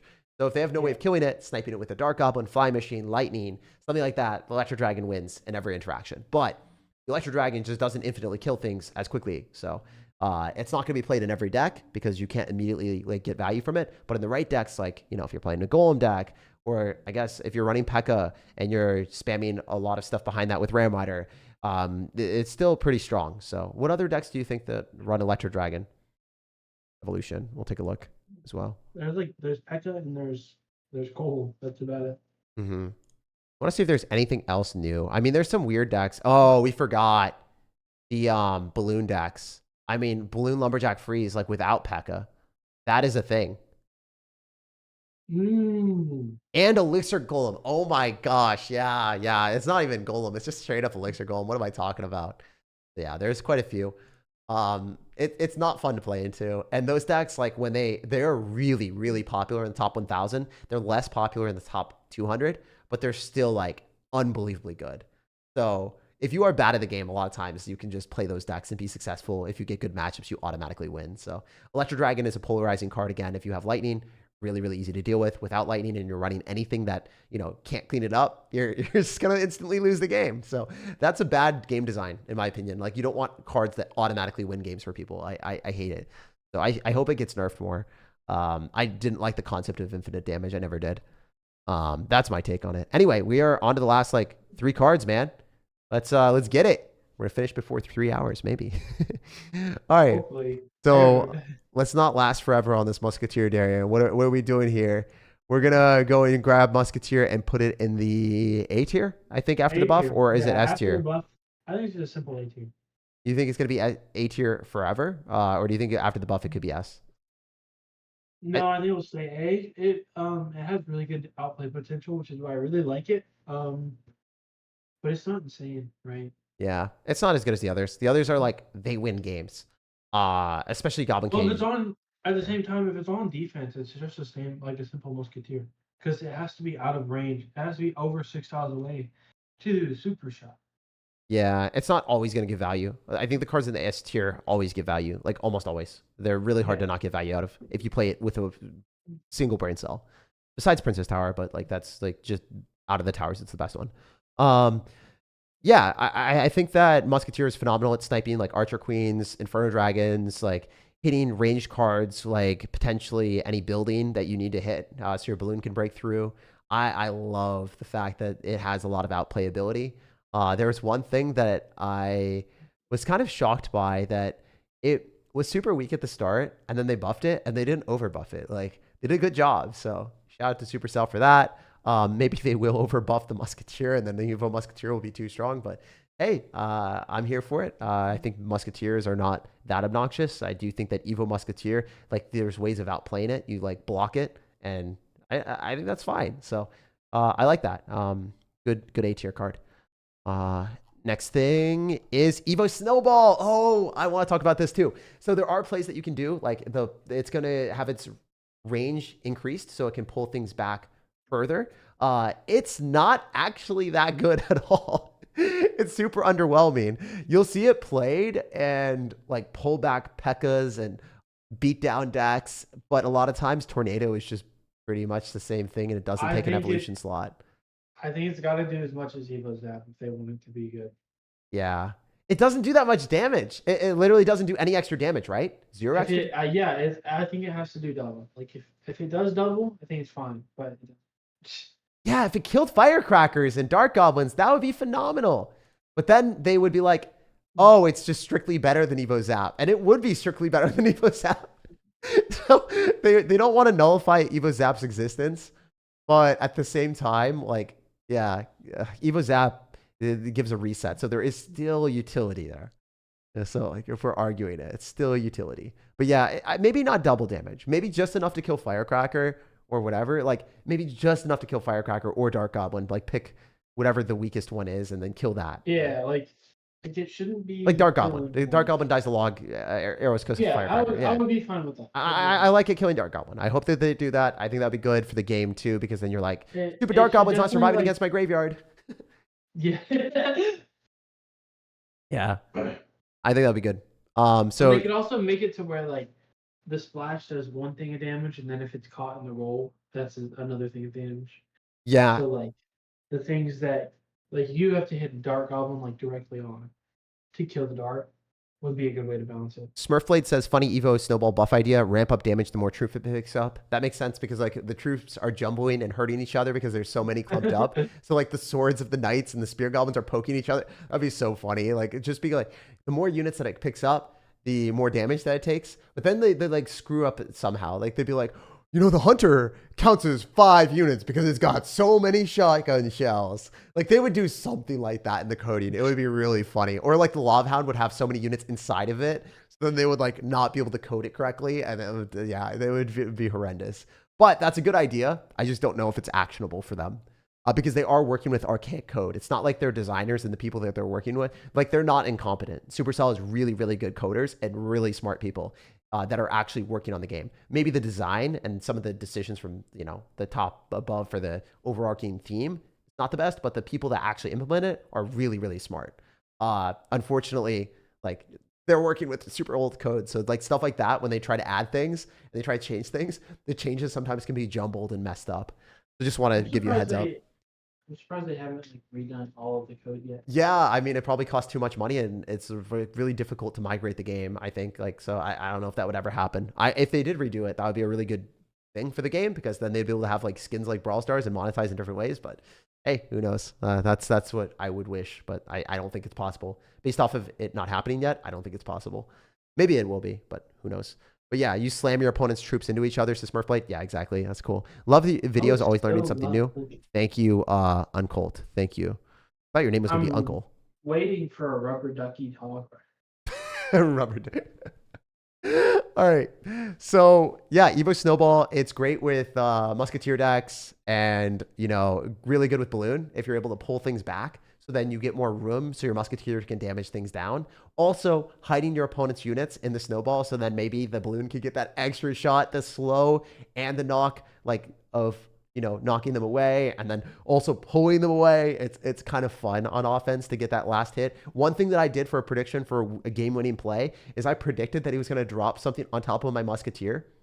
And then my Musketeer reached their tower because the Musketeer locked on the tower since we snuck up and clumped up their units that were near their tower with the Snowball. So the Snowball like takes their units and hides them. So then the Musketeer targets the tower since there's no units on the map to block anymore. And I pulled it backward. The Musketeer didn't have anything to kill it. Like he had nothing in space and nothing on the arena that could tank for it or kill my Musketeer. And my Musketeer just won the game. So if you make predictions with Evo Snowball and you have like an Expo or like something near their tower and the opponent's like forced to defend with it and you predict it, there's going to be nothing blocking you. And it's really fun to do that. It's just not really a feasible thing because you're wasting an evolution on a prediction and also a play that's not great. All right, so the last thing that we have, Darian, Dark Goblin Evo. Do we have to talk about this, or is this S tier? Right now it's S tier. Do you Just think because if there's a beatdown push and it hits the tank like 6 times, that beatdown push is going. there's no way it's not going to be S tier after the balance changes? Like they're changing the damage, but the poison stays on the map for forever. It's going to stay. True. It's going to stay S I can tier. agree with it. I think the regular Dark Goblin's going to get a lot worse, but I think the Evo Dark Goblin is still going to be a problem, especially if you're playing it with bait decks. Like, you can't be an idiot and put this in a deck that has no other bait, because it's just going to get logged or arrowed and you're going to feel like a fool. But, like, hypothetically, if you put it in a Recruits deck, or you put it in a deck with Wall Breakers and Goblin Gang, and then you have, like, 3 different elements of cards that are going to have to get logged, like a Goblin Barrel or a Skeleton Barrel, like, that's frustrating because they have to log the Dark Goblin too, but they can't because they have to log on the Wall Breakers, the Skeleton Barrel, the Goblin Barrel. So like, if you have it with a good deck, it's going to do infinite damage. And it's going to be really frustrating because it will always force a spell every single freaking time. So unless you have multiple spells in the deck, it's an auto loss into a lot of times. And yeah, it's a hard card to play into because it can outrange a lot of stuff. Like, you know, it can outrange an Archer Queen, force the Archer Queen to pop an ability, outrange a Cannon Cart, force it to pop ability, shred entire beatdown pushes if you don't have spells. A lot of times, if they just have a cannon and a Dark Goblin evolution, it will kill an entire Elixir Golem and whatever else you have behind it. Like, oof, it's really, really, really, really frustrating to play into. And it is one of the best cards in the history of Clash for evolutions. So yeah, Mohammed Light was complaining about it, asking for emergency nerfs. And when he says that, he's generally pretty on point because he's like plays every deck and he doesn't really care what cards are like strong or what aren't. He just wants the game to be balanced so then, you know, he can play a different set of decks and not get screwed. So like he's hoping for diversity and different gameplay than even a cycle card that he would be able to abuse because it's lower skill. It's lower skill to have higher cost cards. He's able to use lower cost cards and make more decisions with the Dark Goblin and outplay people because there's a lot more fast paced stuff. He still wants that nerfed. So that's like really saying, hey, it's not good for the game. I don't like how good the Evo Dark Goblin is. So yeah, definitely S tier. We'll see it get nerfed in the next balance changes. They'll probably nerf it again afterwards sometime. But for right now, it's very, very, very good. Are you pretty happy? Yeah, what were you gonna say? The elixir trades you can make with it are insane. Like you can like I know you see the clips. Like you can defend an entire lava loon push with one Evo Dark Goblin for no reason. Yeah, it makes sense. So here is our tier list. We can show it all. Download the image. Thanks. Probably be able to post it on the stream. Nice. One sec. You pretty happy with this, Darian? Yeah, I like it. Oh my gosh, it's thick. Oh my gosh, is it thick? It's crazy. All right, so we're gonna probably have to do it in pieces. So we can do one where it's just like super small. Imagine if I distort it like this and just see everyone's viewpoint. I'm sorry, guys. I'm sorry. All right, so yeah, this is what it looks like when it's Oh, just not distorted or anything. But when we make it bigger, we can do this, and we can do it in pieces for everyone. So S tier is looking like that. Remember, every single one of the cards here is going to be rated on even level playing field of even cards. Like, you know, evolutions are going to be rated against evolutions. Every other card is going to be rated against other cards in the game. Okay, so and towers are going to be rated against other towers. So that's how we decide to rate it. Because if we decide, hey, we're comparing evolutions to regular cards, it's not really fair because all evolutions would be S tier then, or just significantly better than every other card in the game. We're comparing evolutions to other evolutions, so then you guys can say, hey, this evolution is better than the other evolution, so I should play this in my deck more times than not compared to the other ones. That's a useful tier list in my opinion. Yeah, so this is the S tier. We got P.E.K.K.A.s, we got Dark Goblins. All that stuff is really, really strong. These cards are the game makers. These things make sure you get more positive elixir trades than anything else. They're generally splashable and playable in more decks than not. And also on top of that, when you are using them, they will probably be the MVPs of your deck. Yeah, they're game-winning deck cards. The 8 cards are generally a little bit more situational or a little bit less strong. They're still way above average, like really, really, really broken in the right moments. But they're not game defining in every moment like the S tier cards. The 8 cards probably could receive a bit of a nerf in some situations. Or maybe they're okay if they're on the lower tier of the A list. B is above average. These cards are generally in a pretty good spot. I think Supercell has done a good job with them. They might be a little bit strong in certain situations. They're definitely playable in a lot of decks, but they're not broken. These cards are super strong, maybe by themselves, but held back a little bit by the meta. For like instance, Prince, very, very strong when it gets to charge, but you're not going to break through guards and P.E.K.K.A. that are S tier, right? So if we have cards in the higher tier list that are just objectively better, cards like Prince might not be able to work their way up to the higher tiers that they deserve. They could get to the higher tiers, but they're just not going to stay in the higher tiers for right now. They always can fluctuate based off of the meta and how things are going. All right, so that's the B tier if you want to take a look at that. And then lastly, we got the C tier, where if you're thinking that, well, not lastly, now we got the C tier. If you're thinking that these cards are bad, they're just average. You know, like if you're playing Evo Barbs, like they're good with Lava Hound. They're reasonably played in certain decks. They're good in Bridge Spam, but like if you get them in the wrong spot where they're playing against Goblinstein, they're kind of not great. If you're playing against Mega Knight, they're not phenomenal. They can still kill a Mega Knight, but like this is not a card that takes over the game like an Evo Goblin Cage, pulling in a P.E.K.K.A. and winning the match, and then counter pushing and killing some other stuff afterwards. It's not like the Evo Valkyrie that, as Darian said, cleaning up a giant plus Night Witch for 4 elixir. It's not the bailout that you have with an Evo P.E.K.K.A. when you're trash at the game and you win because the card permanently heals. So you have Evo Barbs that are definitely able to kill things, but they'll also die to evolve wall breakers, right? Like they'll sometimes net you negative elixir trades and do other evolutions that cost less money. So yeah, it's not great. Still, like Skeleton Army situationally really good on defense, but not great as a Goblin Gang because it doesn't do as much damage on offense. It's just really good on defense. Skeleton Army is zappable, so it just kind of dies a lot of slots. Like Suspicious Blade is great on offense, but not awesome on defense because it's not visible, so you can't kite things like wall breakers. All right, so D tier. These cards are probably cards that work in very, very, very specific situations. They're not great. They sometimes work if you want to run a 3 Musketeers deck, sure. If you want to run Lava Hound Void, maybe it works.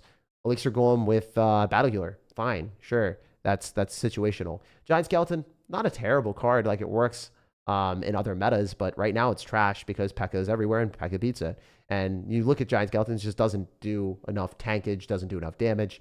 Not really a card that most people should be playing. Lastly, we have the F tier cards. These cards suck. Don't play them. If you play them, you're just not going to get good trades. You could maybe use Clone in very specific environments, but Clone doesn't work when Giant Skeleton is in a bad meta. Clone doesn't really work with Golem when you're playing against P.E.K.K.A. Electro Dragon. Clone doesn't work when you're playing against things like Goblin Stein, Tornado, and Arrows that are pretty much in every deck. So, like, Clone is an okay card in certain metas, but not now. Minion Horde, same thing. There's just too many cards in the game that are introduced to counter it. Spawners always suck right now because they weren't fun to play into, so the balanced team decided to nerf them. Yeah, Spear Goblin Hut, or Goblin Hut only spawns like a couple Spear Goblins or whatever when it dies, and Barb Hut only spawns one Barbarian. So one Barbarian after it gets fireballed is pathetic. It's just not going to even work against P.E.K.K.A. Literally, 6-elixir defensive card does worse than a cannon against P.E.K.K.A. I don't know. P.E.K.K.A. gets healed up by killing the barbs too. And you slowly trickle them into the barbs. You slowly trickle in the food to the P.E.K.K.A. So then you feed them the win. That's what happens. Imagine you play you play a Barb Hut into an Evo P.E.K.K.A. and it's a net positive for the P.E.K.K.A. No, it is a lot of times. It's crazy. It's just stupid too because it slows down the push. So then they get a chance of leveling up the P.E.K.K.A. because it stays at a healthier point. So then if it's at like a higher health point, then it's more likely to get the pancake, right? If it drops below a certain threshold, then it can't get the pancake. But if it stays alive long enough, it's going to get to like level 17 or something. It's happened to me. I played Barb Hut for a video. It wasn't fun. But yeah, that is the tier list. Darian, you agree with everything pretty much? I mean, obviously, if we spent more time, we could like very micro analyze and change things around. But yeah, pretty good, right? I think it's great. We spent 3 hours. We took our time, made sure we discussed every card individually. I think we did a good job. Yeah. So huge shout out to Darian for being here, guys. Darian, can you post your link on? Can you post your Twitter in the comments real quick so people can follow you? I believe it's. Or I can maybe find it. It's just Darian240 if you know how to put one. All right, I got you, guys. So this is Darian's Media. Definitely go and drop him a follow. Goated guy, one of the best players in the world. He just hit 26 in the world in a Royal tournament, top 200 player. Shout out to him. Without his advice and all of his feedback here and all of the breakdowns and the micro interactions, this would not have been near as an analytical and fun stream as it was. So shout out to the homie. He's also one of the nicest people I've ever met in Clash Royale. There aren't that many people that I actually like super like in the Clash Royale community to the point that I would consider like a close friend. Like a lot of times it's just like, I like you. You're a good person. I'd chill with you, but I actually consider Darian to be one of my best friends. And I met him through Clash Royale. So not only is he a great player, he's also one of the best people I've ever met. So definitely drop him a follow. Ask him for advice whenever you guys want to, and maybe he'll respond if he's free. Yeah, also, his takes are really reasonable. So maybe he's someone that you guys would enjoy following. Love you, man. And also love you guys for being here. Definitely make sure to subscribe if you want to see more content like this in the future. Like the video so that we can put out more. We put blood, sweat, and tears, not really into this, but it was a lot of effort. 3 hours and 11 minutes of yapping. And if you guys learned stuff, let me know if it was beneficial for y'all and any ways that we could improve this in the future. Love you guys to pieces. I hope you have an amazing rest of your day. And no matter when or where you're watching, I hope you have an awesome one. Also, check out the pinned comment if you haven't already, because I will have Darian's social there. And also one other thing. You guys remember that I was talking about the craziest, funniest edit that I've ever put out in my life? I have one video that was really good, but I don't care about that video. I just care about the memeiest edit that you'll ever see. So if you guys want to die laughing, check out the pinned comment for a full-length video on Archer Queen, level 16, basically spamming. But the funny thing is, there's an edit that you guys will spit out your food. You'll spit out any water that you're consuming. No one is safe from the water projectiles that are about to be launched from your mouth if you watch this video. Check it out. You'll die laughing and you'll have a good time. I actually, unironically, decided to watch and have water in my mouth and spat it out. And I even watched the video before. I knew exactly what was going to happen, but I didn't know the edit. My body was not prepared. So check that out in the pinned comment if you guys want to see that. I love you guys and take care, and let me know if there's anything I can do in the future for this. Peace.